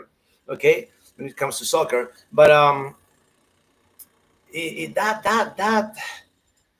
why when commentators have a personal issue with a player or with a coach, they made it so hard to. I just lost respect for Jamie Carragher, man. I just lost respect for him. And that's it is common. It is common in England, especially coming from former players. Yeah, former players are kind of like the worst, man. Kind of the worst when it comes to beefs, when it comes to feuds, when it comes to that. They are the worst. What's his name? What's the other guy? Name's Michael Owen. Michael Owen, man, every time he speaks, he has an issue with some team or with some player, he just smash him, Mm-hmm. destroy them. Brother, why can he not be objective? Why? Because I mean, probably they teach you that in journalism school because you didn't go to journalism school. You were playing soccer. Maybe because of that, they show you, they teach you that. But it's I'm so mad. I'm mad. I'm mad today for Sati. I'm mad today for Salah. I'm mad for everybody, man. I don't know what's going on with me, but I want to tell you, what do you think, Johnny? What do you think? Why is that, man? Because these days you have folks that are on media to get fired up and to get people fired up. It's about opinion. It's about what I think, as opposed to what we try to do when it comes to being even-handed, when it comes to our information. I know that you have your topics that you're hot about, but I know at the same time you also have analysis that you bring to the table when it comes to certain things. But if there are hot button topics that you feel like you have to sit there and say something, no matter how outrageous it is, that's part of what you are called upon to do by your bosses. Hey, we need you to be a lightning rod. Hey, we need you to say these kinds of things and all that. So the fact that, yeah, I mean, it's Jamie's ex club. Yeah, you're tight to it. And so that way you're feeling stuff at the crest a little tighter than the rest of us because you've worn that shirt. You played the game for that club. And so it's a combination to me of getting folks to come up with that soundbite that you put on social media, saying something because you've worn the jersey before, and it's that hot button topic. You know, it's like like my boy here, Sanders says, hate gets more clicks. Mm-hmm. Absolutely true. It does. In this day and age, it does. And so for us, it's just like, you know, we don't play that game, right? And that's too easy, and you're not growing the game, and you're not bringing more folks under the tent when you sit there and you're just yelling and complaining and sitting there and saying, yes, you may have an issue with what Salah did, and I do, but what you do in that situation is you sit there and go, okay, I've got an issue with it. Here's why. Perhaps, and this is what's going on where Liverpool as a team is concerned. Here's what Salah brings to the table. And yes, I feel this, or this, but I've always tried to bring both sides to the table when it comes to a topic that's like this. So folks can learn about what both sides are bringing to the table and make your own mind up as to where you sit on the issue. Exactly. And there's it happens all over the place, right? All over the world. Mm-hmm. But this is just a personal take on this. When it comes to players that are now broadcasters, I'm going to say this: that the higher the quality that the player had on the pitch, when they were players, mm-hmm. the better commentator. Mm-hmm. Right? When you hear Rio Ferdinand, when you hear Titi Henry, when you hear the greats that are now on the other side, their comments are different, right? And I'm saying this because I hear it here too. Okay, Jimmy Carragher, to be honest, I mean he was not elite. He was not an elite player, an elite defender. No, he was not. Okay, same thing happens here. The players that they're now in the media, mm-hmm. The players that they were great, they come up different. I think there's a lot of resentment from the players that they were not great, and that I think that affects their judgment. And like I said, there's a goalie here in Peru. I'm putting this as an example. That he was an okay goalie. He was okay, but now every situation where there's a goal, yeah, the goalie shouldn't do this, shouldn't do that, shouldn't. No, it's not true. It's not true. If you put the hand on the ball, it should stop it Oh, you really? How about you see a 100-mile-an-hour ball? You're going to stop it? You're not going to stop a soccer ball at 100 miles an hour, brother. You're not going to stop it. So don't tell me that if you put a hand on it, you got to stop it. No. And then the position is this, the position no, brother. And it immediately comes to my mind all the flashbacks of the goals that he conceded when he was a goal. It was like, brother, you were not that good. You were not that good. So don't say that you could stop that one because no. Not the case. Evidence says, counselor, that you weren't that good, so you're not in a position to talk. Please. Your case gets shut down right now. Yeah, and so that's, folks will bring in topics and everything, and I'll bring in topics, and I admit it, I will bring in some hot button issues to talk about, but what I want to do in those cases, here's what is being said on one side, here's what's being said on the other. I think in this case, like I said, I think that Mo Salah he's not the same player that he was. And, for what Arne Slot is wanting him to do, it's like, come back and play a little defense. And you're not seeing that right now. And when you have that run of form that Liverpool had, and take the name Liverpool out of the equation, just sit there, okay. Pull the name Liverpool out of the way. If you have a club, if Nino Damas FC is up and running, so right. Nino Damas FC has a coach, right, and they have a star player that has been a star at Nino Damas FC for a long time. And Nino Damas FC has won a lot of titles. They've done well in their home country. They've won a lot of trophies. And the star player in this run of bad form that Nino Damas FC is having isn't helping you out. He's not scoring goals, and he's not helping you out defensively. What does the head coach for Nino Damas FC do in that case if your star player isn't producing and he's not helping you out defensively? You take that star player and you sit him, and you try to come up with other combinations to try to figure out, okay, how do we fix what's wrong? And it just so happened in this particular case that the star player was Mo Salah. Liverpool was in a bad run of form, so Arne Slot is trying to figure out combinations, and it's okay. So is it going to be Isak? Is he going to score? Is Ekitike going to help me out? What am I going to do to help fix this? If I pull out this one piece, put it to the side for a second, and do we improve? If you improve and you have this good run of form with your star player sitting, you're going to continue doing what you've been doing that has improved you. And yes, the star is going to be mad about it, but you might be able to sit there and add 1 and 1 and come up with the reason that the star is sitting. And so what does the star do? He says what he says in that press conference, and you could see the media relations guy for Liverpool sit there, and his eyes just get big, and he's going, oh, ish, I got to deal with this now. Where he feels he's being thrown under the bus as a player. But if they're better with the combination that is out there now, just get it. I know that egos, and I know that ability, and I know confidence in yourself carries you to certain heights. I get it. But understand what's going on out on the field, and maybe Monday through Friday when you're at the practice pitch, maybe you should try and do other things to help your team out, so maybe you get back out onto the field. I don't know. Right. I think it's a communication issue right there, between Arne Slot and Mo Salah. If you guys both sit down and then solve the issues one-on-one, I think it will come up differently, right?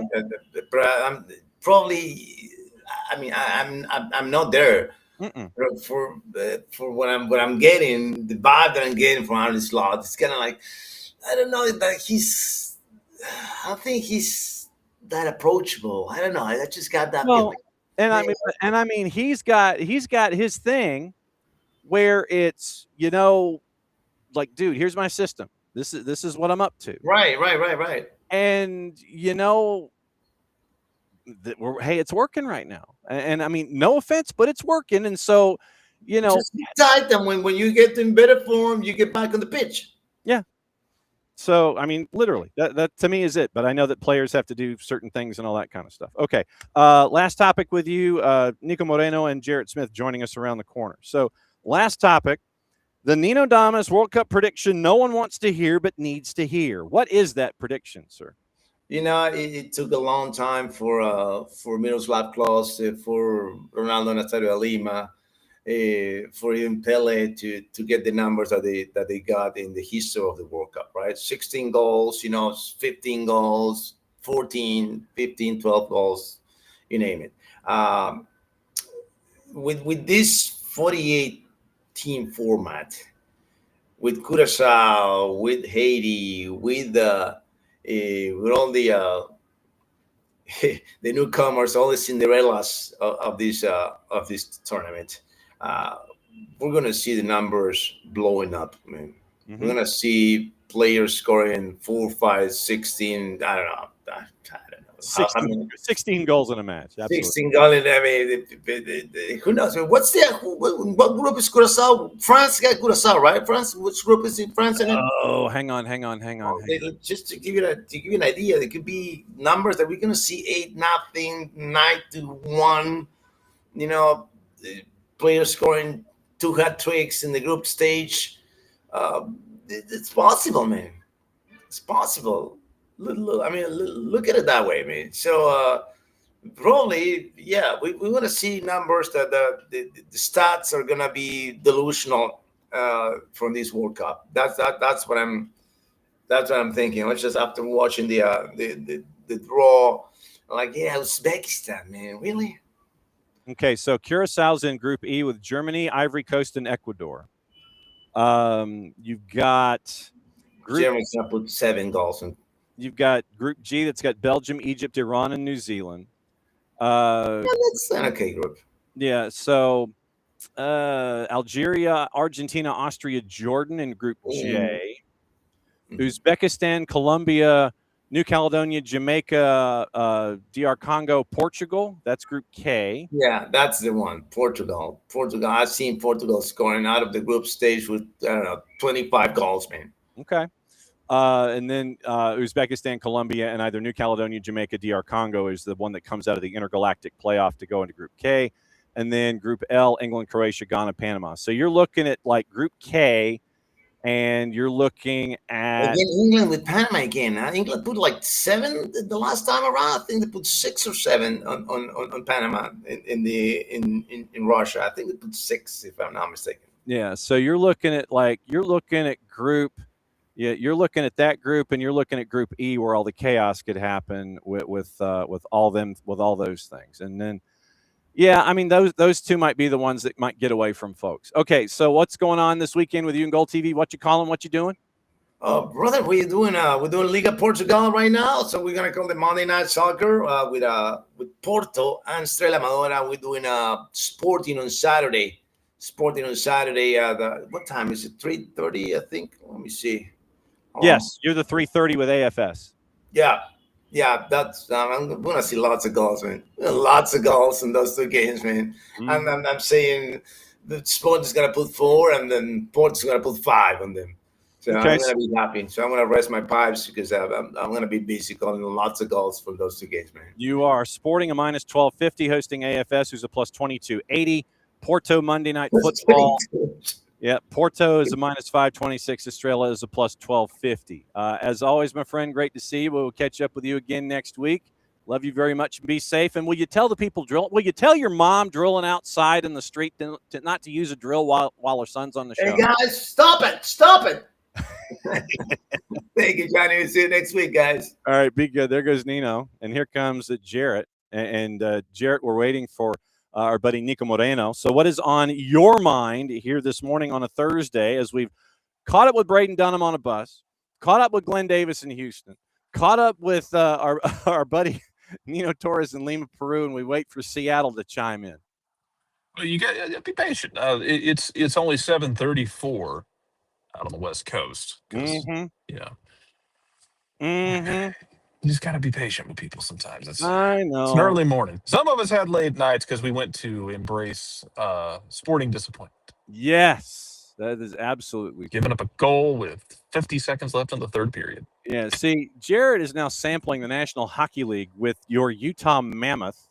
I've also come to the conclusion after the first period that my child is a hockey fan, more so than any other sport, because all of like the snack food immediately became second nature to her once she really got into like the hitting and the goal scoring. And it's like it's a 3-3 game late in the third period. Like, it's a fun game, but like, yeah, she was like, "Tell me where the penalty box is. Where does this escalate?" Like, oh, great, cool. We've chosen violence. This is what I need. I mean, that's see, now what you ought to do is you ought to see if you can find an AHL or an ECHL game to take. Oh, that's already happening. So in West Valley City, Yes. on the west side, is the Utah Grizzlies. Yes. Who actually last night played the Atlanta Gladiators. They're still the Gwinnett Gladiators. To me, they'll always be the Gwinnett Gladiators, simply because clearly someone doesn't own a globe and doesn't own an atlas. Yeah. And has decided to try and market themselves as Atlanta, which is about the same thing as FIFA saying that Levi Stadium is in San Francisco. Yes. To suggest that like the arena at Gwinnett is Atlanta. But they actually played at the Atlanta Gladiators last night. But there is the Utah Grizzlies. This is their last year of operation. They're relocating. So yeah, we're going to be doing some minor league hockey because I used to work in radio with a guy who played minor league hockey, and his hands were mangled. He explained how much they fought in the minors compared to everywhere else, with guys trying to make a statement for themselves. So, absolutely true. Because and the teddy bear toss is Saturday night for in West Valley. I won't be there for that. We got family coming to town this weekend. So I won't be there for that. But we'll go to other games. The season is long. Yes, and the boss always enjoys going to see the Gwinnett Grizzlies because we would get tickets in the 100 level, but we get them in the end zone, so we could basically sit wherever we wanted to sit, and you could get a double wine. And I will always tell people, like, go to those minor league hockey games because the tickets are cheaper. Like, you can sit on the glass for like $25 if you pick your spots. And the concessions are going to be slightly less absurd. Although out here, I'll send it to you on Instagram. Out here, there is a company called the Dangerous Pretzel Company that sells at the Delta Center, and it is a pretzel that is bigger than your head. Okay. It's very good. It's delicious. But you can just buy this comically massive mammoth pretzel. If only the team scored as much as the pretzel does. Oh, see, because, man, there's issues. Well, their power play is just plain bad right now. That's part of the problem. And the other part of the problem is they don't have anything in their online shop. Yeah, well, keep in mind they're functioning as like a second-year team at this point because I was explaining to one of my coworkers there's a company outing we're at. He's from Boston originally, so he's a Bruins fan. And he's like, so explain the Thrashers to me. And I'm like, I just took a deep breath. I'm like, I don't have the time for this. How many hours do you have with which I can explain the Atlanta Spirit Group and the Thrashers? No, you don't want to. And the failure of Atlanta. Don't even get me started on Atlanta Spirit. But yeah, this is like it's a second-year team. I mean, they came from the Broken Coyotes, Utah Hockey Club to the Mammoth, and yeah, it is what it is. It's fun though. Yeah, it's gonna having. I will say this: having NHL and being able to like watch on TV the Hawks play basketball is a nice holdover until we get back to MLS schedules. And NPSL and like all the degenerate things that get us through the year. Yes. So Niko Jarrett, now that he is in Salt Lake City, we're trying to make sure that he gets as much hockey as possible in the in-betweens until soccer training camps kick back in. So he's going to watch an East Coast League. He's watching minor league stuff. He's watching the Mammoth play, and his daughter. How old's the daughter? How's Ivy Board now? She is 8.5. So you've got an 8.5-year-old daughter who has now become addicted to hockey. Yeah, wow. I mean, and she's already into. She was going to soccer games, but when she was like in utero, so that part was already done, and she's excited to actually go see more games in the spring. But we'll get there when we get there. Yes. We bring in our buddy Niko Moreno from Pulso Sports and Sounder at Heart. I offer my salute to you, sir. And it's always great to see you on a Thursday, on a normal day. Roster decisions, free agency is opening up, and you got folks that are leaving and heading to Liga MX. Were you surprised that that Danny Leyva finally has made his way down to Liga MX with the timing of it? Did it seem like it was dragging its feet a little bit, or was this in the timing pattern that you were thinking this was going to go down? No, the timing was fine. The move was surprising. Yeah. I will not lie. It felt like it came out of left field, simply because there had been a time where Danny Leyva had a couple of opportunities to go to Liga MX, specifically to Pumas at one point. I thought that obviously coming off his best season and the possibility of Obed Vargas leaving, the team would be inclined to keep him. And I know for a fact that this wasn't like a offer that you can refuse, right? It's not something beyond anything we've heard before. Actually, everything that I've been able to hear is that it's below the million, but there is a possibility that with certain play performance type of situations that could add up beyond that million.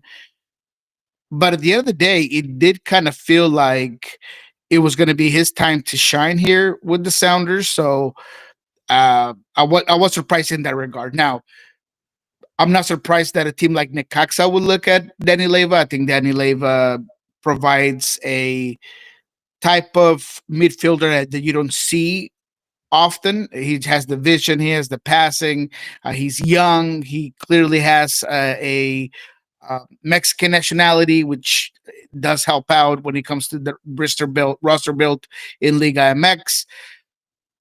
The other part that was surprising about this move is that Necaxa, it's a fluid concept right now, right? That they ended up sacking Fernando Gago, who has been a bit of a fraud as a coach. I mean, he's been bad team after bad team and bad situation after bad situation. They actually just yesterday, Necaxa ended up showing and introducing their new head coach. So all of that was a little bit odd when you're going and getting a young player like Danny Leyva. However, I do feel like his skill set matches up very well with what we see in Liga MX. The speed, the style, everything about Liga MX just feels like it fits Danny Leyva. And look, I've seen him grow tremendously. I mean, from the point of when he first came onto the scene at 15, 16 years old to the player that he's now, I mean, it's night and day. He's clearly a player that goes to work. He's a student of the game. He is one of the last guys off the field. This last season, he was one of the last guys off the field because he was just doing set piece after set piece after set piece, free kick, corner. I mean, the kid has put in the work. So I'm just excited for him to get an opportunity and perhaps be one of the faces of Necaxa going into next season. It is catching up with our buddy Niko Moreno. It is off-season calendar. Free agency opened up yesterday. Re-entry, stage 1 is today. We've got MLS Cup to talk about. Jarrett, what's on your mind with Niko Moreno? Actually, I want to stay in Seattle because as we're talking about Leyva, as we're talking about Obed Vargas, I want to ask you, because we are degenerates about academy kids coming through and we're not trying to set unreal expectations or set kids up for failure, but who are some names around the Seattle area that fans outside of the city need to keep an eye on, who might be getting game time this year and they might not be familiar with? That's a great question. Obviously, the guys that are going to be coming into playing first team minutes, you kind of already seen some cameos of, and you might even be able to find them in a lot of the Coma Defiance games.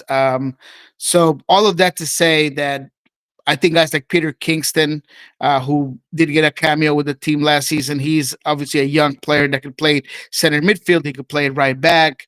He is a guy that is a very coachable guy. He has that Sounder DNA, that Brian Smetzer type of effort and willingness to put in the work. I think a guy like Santiago Gomez is a guy, another player that this team has rated extremely high. He's a center midfielder. He could play attacking midfielder. He's played on the outside. Some people might think that he's more of a winger. I tend to think that he's more of a central player.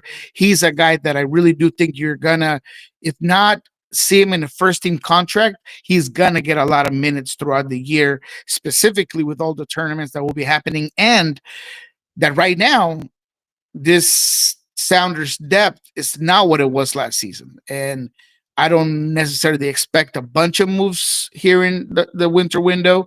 They're probably going to want to see what they have within Tacoma and within the roster right now.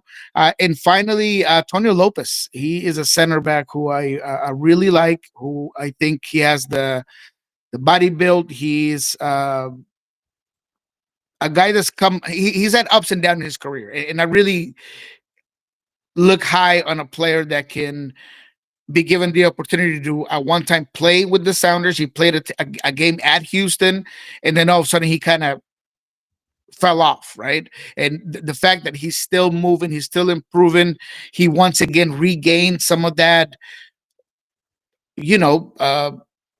desire from the coaching staff to have him in consistent trainings, to have him as part of the team, as being one of those guys that you're thinking about bringing up from Tacoma Defiance. So those are the guys that will be seeing real minutes coming out from that end. In terms of the team that are already there, that is an academy product, and who's the player that I'm looking forward most to seeing next season, is Stuart Hawkins. Stu Hawkins is a guy that has been in the youth system of USPS national team for the longest time. He has the IQ, the ability on the ball, and now the frame to fill it. Because there was a point in Stewart's career where you would look at him and he was a little bit lanky, maybe could gain some weight, and he had the height, but he could definitely filled it up a little bit more. And after the injury last season, he spent a whole lot of time at the gym, and whether it was just chest and biceps, triceps, whatever you want to call it, I mean, that kid looks filled up and ready to be a first team player. He obviously has a first team contract. He just didn't get a lot of minutes last season, but with how things are going, I really do hope that he's a guy that doubles up at the very least the minutes he had in 2025. Yep. Defiance made their roster decisions. Let's see. It was yesterday afternoon. And they exercised options on 4, in addition to re-signing defender Antino Lopez to a new deal in 26. So the roster is at 9. Wade Weber had his standard sound bites, the director of development. But the biggest one there seems like Lopez inking the new deal. Options exercised on Alvarez, Gaffney, Kingston, and Robles. 4 other players under contract: Dodzi Gomez, Omar Hassan, and Mohamed Shower. Declining contract options on Ryan Bear, Barame Diao, Rafferty Petter, Elias Katsados, Jackson Curry, Yu Sukunome out of contract. Kaito Yamada's loan expires. He goes back to Vissel Kobe. Sukunome remains in active discussions with the organization. Sukunome has been a guy that you've brought up on multiple occasions that you're kind of looking at to see what his next level is and what his ceiling can be inside the organization.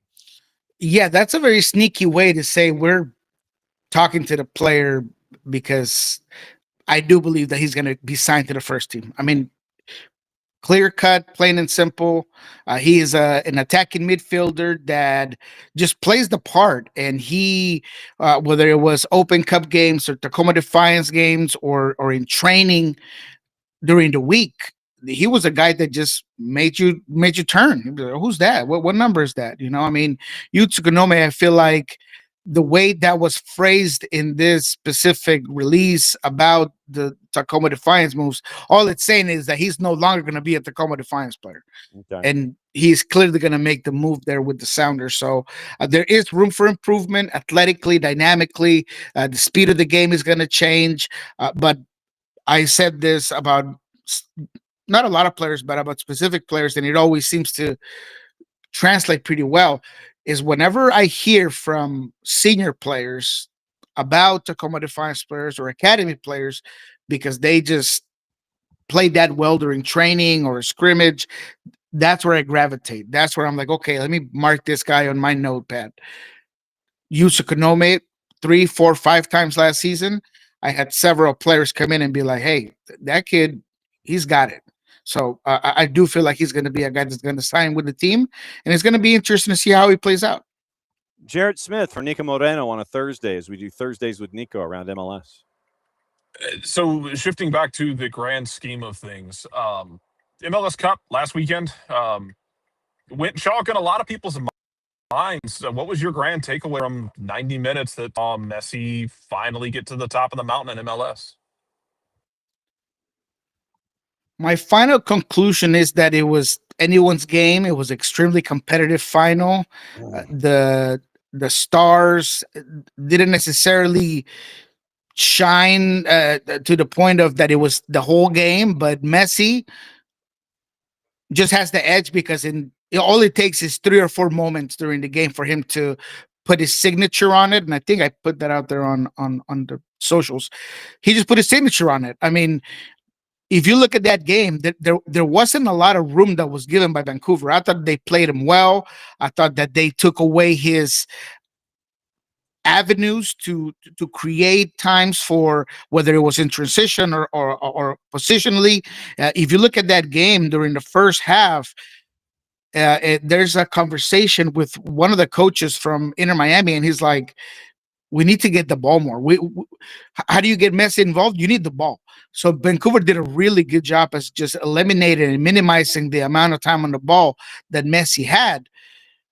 But all he needs is 2-3 moments. And that's what you saw. I mean, it was just the brilliance of that last goal, right? I mean, it's a ball over the top from Jordi Alba, the way he receives it, the way he touches it and just chips over the defender. And then Allende breaking the season record, showing any doubter that he was a guy that came as a prospect, that I remember clearly being a guy that you could not take your eyes off when he played for Godoy Cruz in Argentina.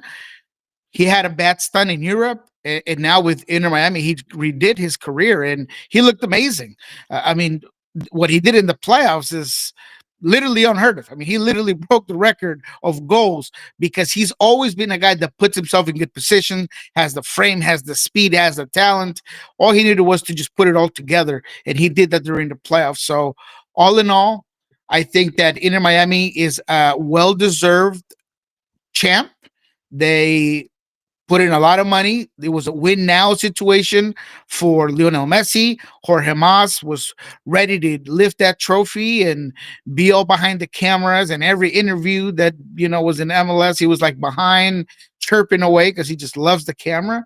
But the well-deserved champs of MLS, credit to Lionel Messi, credit to even the rest of the Galacticos. Busquets, he didn't have his best game. I mean, he turned the ball over a whole lot. Defensively, he struggled. But at the end of the day, they kept it together. They were able to put away Vancouver. The last thing I'll say, I thought Jasper Sorensen was a little bit shy to pull the trigger on a lot of guys off the bench. I thought Jade Nelson should have came in a lot earlier than he did. The Ryan Gold thing, I think is something that you wanted to see, but didn't quite play out with Ryan Gold coming in from the bench. So I just thought that maybe a couple of adjustments would have been interesting to see, but I don't want to take credit away from Inter Miami. They did it. They got away with it. It wasn't a 3-1 type of game, though. I heard Inter Miami just dominates this game. Inter Miami just play them off the park. That is a bunch of baloney. I mean, simple 100% baloney. This was a very competitive game. It was anyone's game till the very end. And Inter Miami just finished more chances. And when it comes to this type of finals with 2 superstars, with 2 very good teams, that's all it takes is moments. And I think that in one of those moments where it's 1-1, Vancouver's in the ascendancy, and you have 3 posts hit in a sequence in 4 seconds. And if that ball goes in, if I think it was Sabi. It's Sabi. Yeah, so yep. Sabi comes in, gets the goal. If he gets that second and it's 2-1 Vancouver, instead of it going post kick out and then you have folks crashing it, and it goes off of Falcone and the post again in 4 seconds. I think if that goal goes in, obviously it's a different tenor to that final 30-plus minutes of the match, but it wasn't, and you could kind of tell that Vancouver almost felt kind of snake bit at that point. It's like, okay, well, what do we have to do to get that second? And then 10 minutes later, Miami gets goal number 2, and then they get the goal number 3 with Messi taking care of it with RDP. Yeah, it was one of those things where, look, Mascherano acknowledged it during the press conference.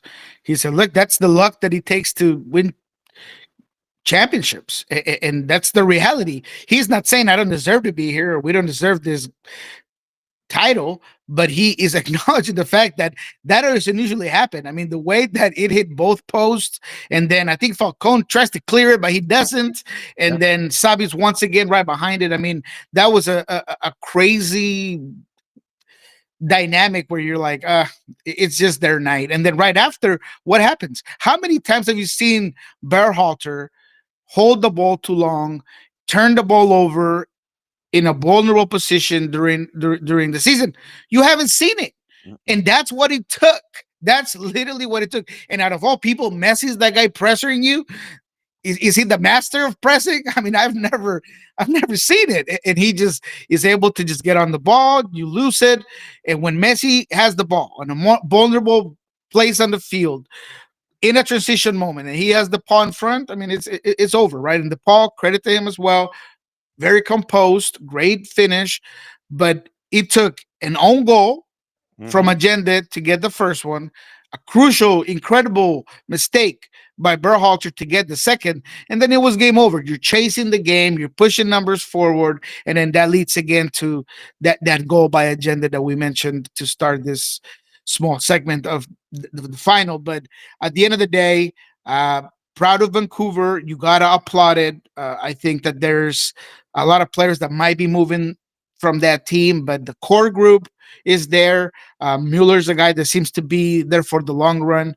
So Jasper Sorensen, man, he's going to give a lot of folks things to talk about next season. No doubt. Jarrett with Niko, what's on your mind? No, you went right where I wanted to ask you about was with Jasper Sorensen taking. I was nervous when they fired Vanni Sartini, not thinking they were going to completely backslide. Yeah.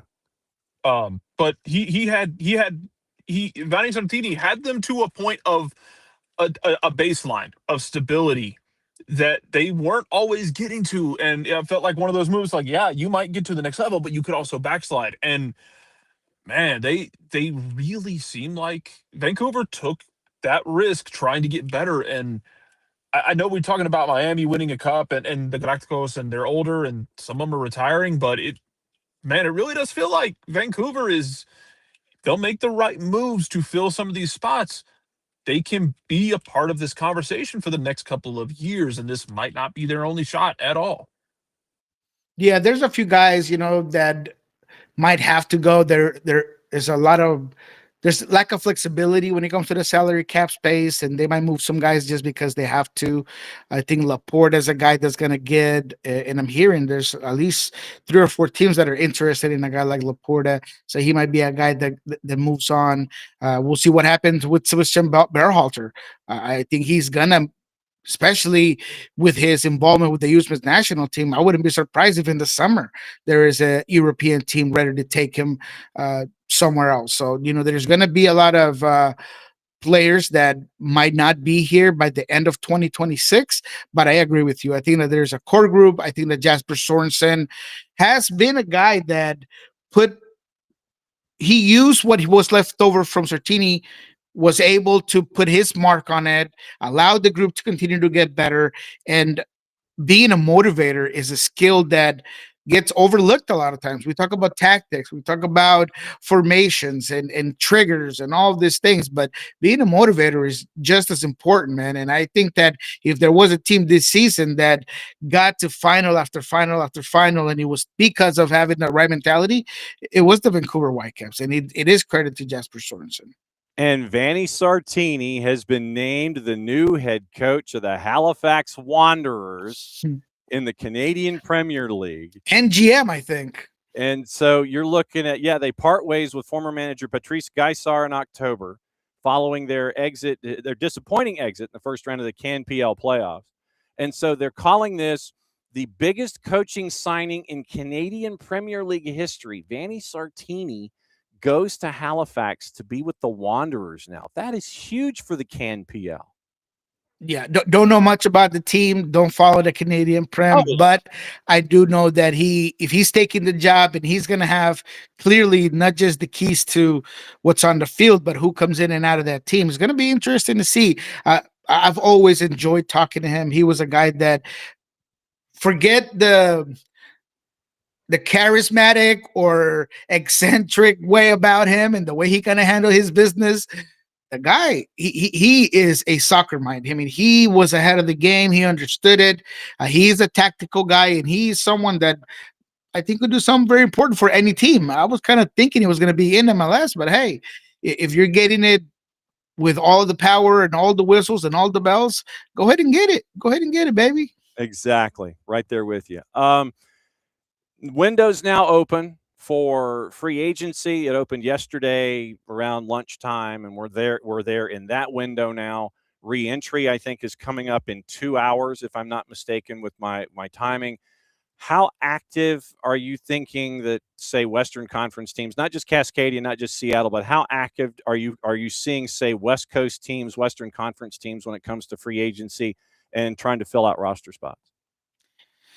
Whew, I think there is going to be a lot of movement from teams like Austin. That one comes to mind. San Jose. We don't know what's going to happen with Espinoza. It sounds like there was a point where I had heard internally that there was confidence that he was going to come back and it was going to be no issue, but that is now come and gone.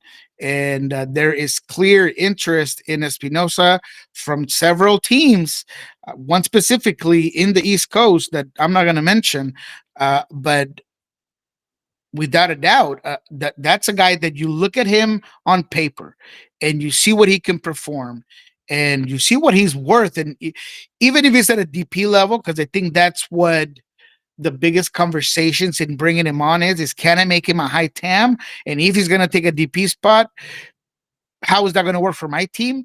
But this specific East Coast team, man, I mean, I feel like he's a fit, even as the DP would work out. So, I think that there's going to be a lot of movements. I don't expect the Sounders to be too active there. Dallas is another team that I feel like is going to be definitely active in this specific window. Colorado is another team that it comes to mind. Houston has a whole bunch of spots. They're looking for not just DP level guys, but TAM players. So Houston is one team that has a lot of room to get guys. So they might be one of the most active clubs when it comes to this re-entry and just early on in the free agency market. All right. So what else is going on, Sounder, at Heart and Pulso Sports, so folks can listen and get real smart? What's going on in your part of the world? Yes. Obviously, it's going to be more focused on this free agency side of things. We have some, not reruns, but we have some of our best moments from 2025 that are going to be coming on both Pulso Sports, Lobbin Scorchers, and everything in between. So go ahead and check that out. It's going to be very interesting. I do have a couple of planned interviews with former Sounder players, former MLS players even, that might be interesting to catch back up on and see what they're doing, where they're going.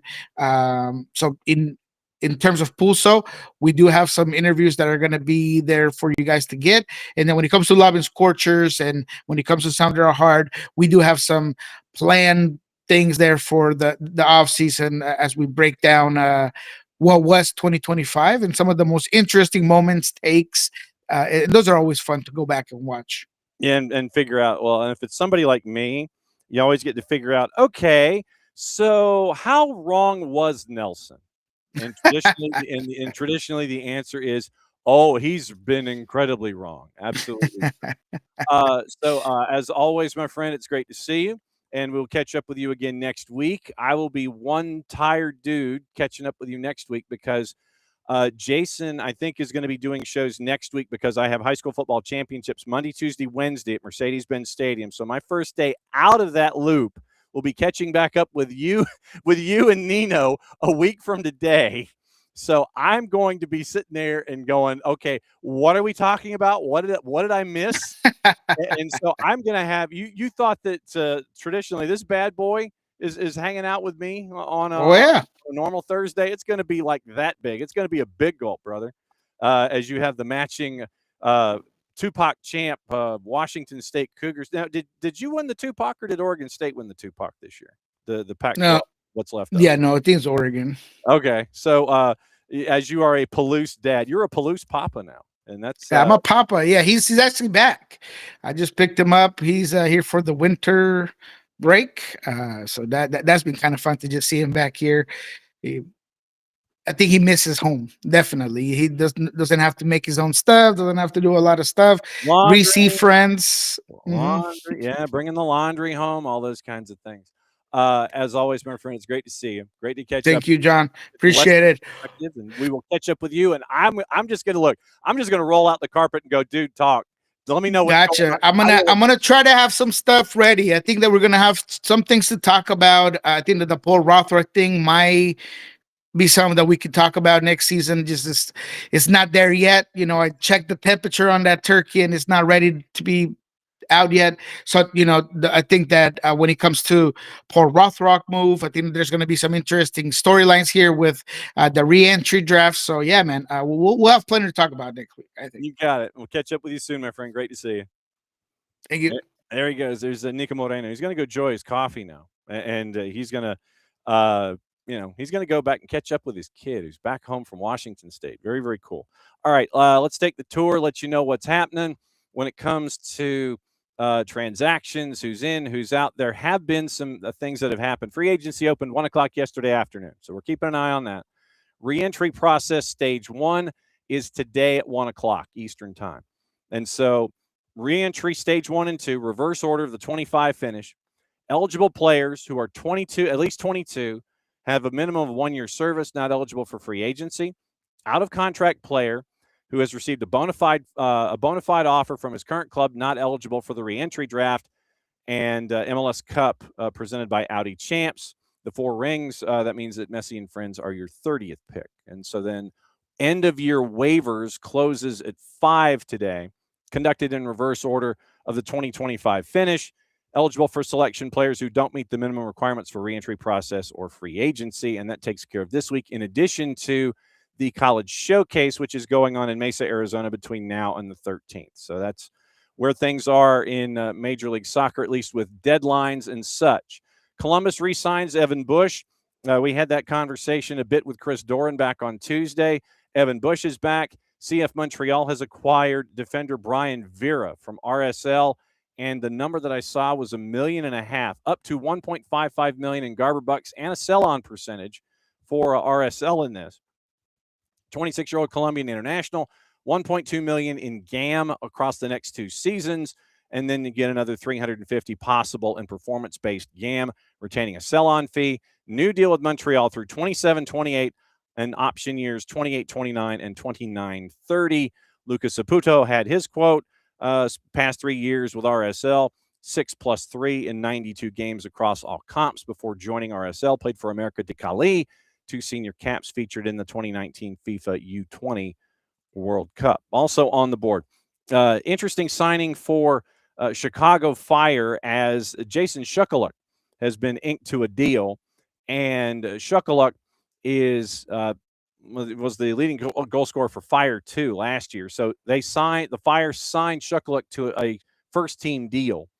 So 26 season options, 27 and 28. Last season, won the Golden Boot in MLS Next Pro, 20+4 in 22 matches, made the year-end best 11 and was an MVP finalist. Had the 1 match for Chicago on a short-term loan, subbing in June of 25 against DC United. Came in on the Super Draft after playing college soccer at Akron. So interesting signing for Chicago Fire, bringing him up to the first team. And so that will be an intriguing look to see how that falls this season with Chicago. Also on the board We mentioned the Santi Pita signing yesterday for Atlanta United. Sporting Kansas City has acquired Stefan Cleveland in net from Austin FC. CF Montreal has also acquired Dagger Dan Thorhalson from Orlando City. So Dagger Dan goes for up to $625 in GAM and a sell-on percentage. $500,000 in GAM, could get an additional $125 in conditional and retaining a sell-on fee. Dagger Dan under contract through 27-28 with an option for 28-29.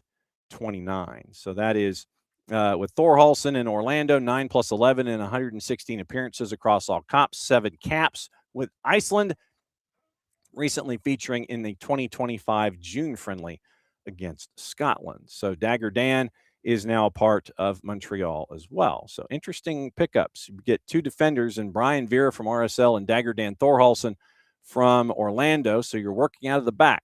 So we'll see what happens there. Once again, tomorrow it is seeing if we can check in with our friends at Beyond Goals Mentoring. We're also going to hear from Jesse Adcock, the host committee lead for FIFA in Vancouver as a host city. So we're going to find out what's going on there and get you ready for the weekend on a couple of different fronts. And we'll find out what's up as we head into a very, very busy weekend. So tonight, for me, leaving Atlanta middle of the afternoon, heading up to Rome. So I will be in a hotel room in Rome doing the show tomorrow, just to give you a heads up. Background's going to look a little different, but I'll be in a hotel room in Rome doing the show tomorrow, and we will do it. We'll let you know everything for the weekend.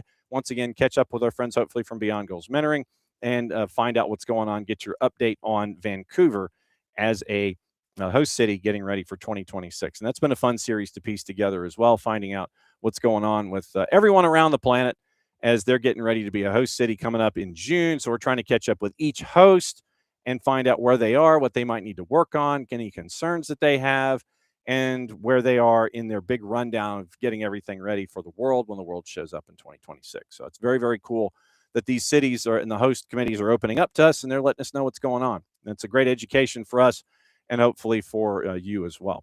One quick note on at the Tadeo Allende. It looks like River Plate is monitoring, and Inter Miami is looking to re-sign as the loan from Celta de Vigo is ending. So Inter Miami looking at Allende from Celta de Vigo, River Plate also monitoring the situation, I guess, if it goes sideways once the loan is officially over when it comes to Tadeo Allende. All right, let me check the papers really quickly so we can sit here and go find out what's going on the planet. And let's see if I've missed any headlines. Obviously, if you've missed Morning Espresso, go ahead and catch Jason up with that. And he takes you around the planet and lets you know what's going on there and get you ready for your day. First quarter profits for Manchester United rise to £13 million after 450 redundancies. So 450 redundancies, and you're now up £13 million. Let's see. Mentioned Unai Emery and the return to Basel for him. So it's going to be a big day. Chelsea bounced back and scored 6 on Roma in a 6-0 win in Women's Champions League. That is, let me see if that is going on today as well, or if they have wrapped up for the week. So we'll see what they have wrapped up for the week. So big win for Chelsea. Captain Ritting Kanerd, Nuskin, Hamano, and Lucy Bronze after an own goal. So Chelsea wins 6-0 over AS Roma. So we'll keep an eye on that as well. Let me check the other papers, see if I've missed anything. We did mention the Thiago Almada transaction once again. Cass says, yeah, you owe. And the quote from Botafogo and John Texter saying they're going to continue pursuing legal avenues. To me, that just means they're kicking it down the road. And I don't know what the end is going to be for kicking it down the road. I don't know what the end, the be-all, end-all is. Once you've gone to Cass, I don't know where else you go. I don't know what's next in a situation like that. So we'll keep an eye out for the next stages there. I will, once again, reach out to John Texter and see if he's even remotely interested in either A, responding, or B, coming on the show just to break everything down and find out what's going on with Botafogo and what his beef is, and why he isn't paying up, considering that he should. So we'll see what the latest is there. Transfer Center from our friends at Sky. Unai Emery is hoping for a solution on loan Liverpool forward Harvey Elliott. He was left out of the squad for the Europa trip to Basel, searching for a solution to his future. Cameron Bragg agreed to a contract extension at Southampton, keeping him at the club until 2027. Roma is considering cutting short Evan Ferguson's loan from Brighton in January. Gasparini says that although they're willing to give him more time, the Brighton striker, quote, has to do better, end quote. And let's see, checking. I don't care about what other people really say about Mo Salah at the moment. Aston Villa, final stages of a deal to sign the young Gremio winger Allison, 19-year-old development signing, cost in the region of £8 million initially, could grow to 10 if add-ons are met. Jesse Lingard scored in his final game at FC Seoul. 32-year-old announced last week that he and the club had mutually agreed to terminate their contract after 2 seasons of making the move to the K-League. One side scored 1-1 in a draw with Melbourne City in Champions League. Farewell ceremony took place post-match. And so Jesse Lingard is now on the market. And I'm trying to see if there's anybody else. Joshua Zirkzee wants to stay at Manchester United and fight for his place. Sky's reporting that Roma among the clubs interested in signing the Dutch international. Drew Spence has signed a new long-term contract with Spurs. And that, I think, is going to do it. Once again, we're keeping an eye on Saudi Pro and Mo Salah. Like I said, I think that that's where he's heading in January. Al Ittihad had made a £150 million verbal offer to sign him in September 23. Move was laid late in the window when chances were slim. And so there is prospect of Salah moving to the SPL before he signed that contract in April.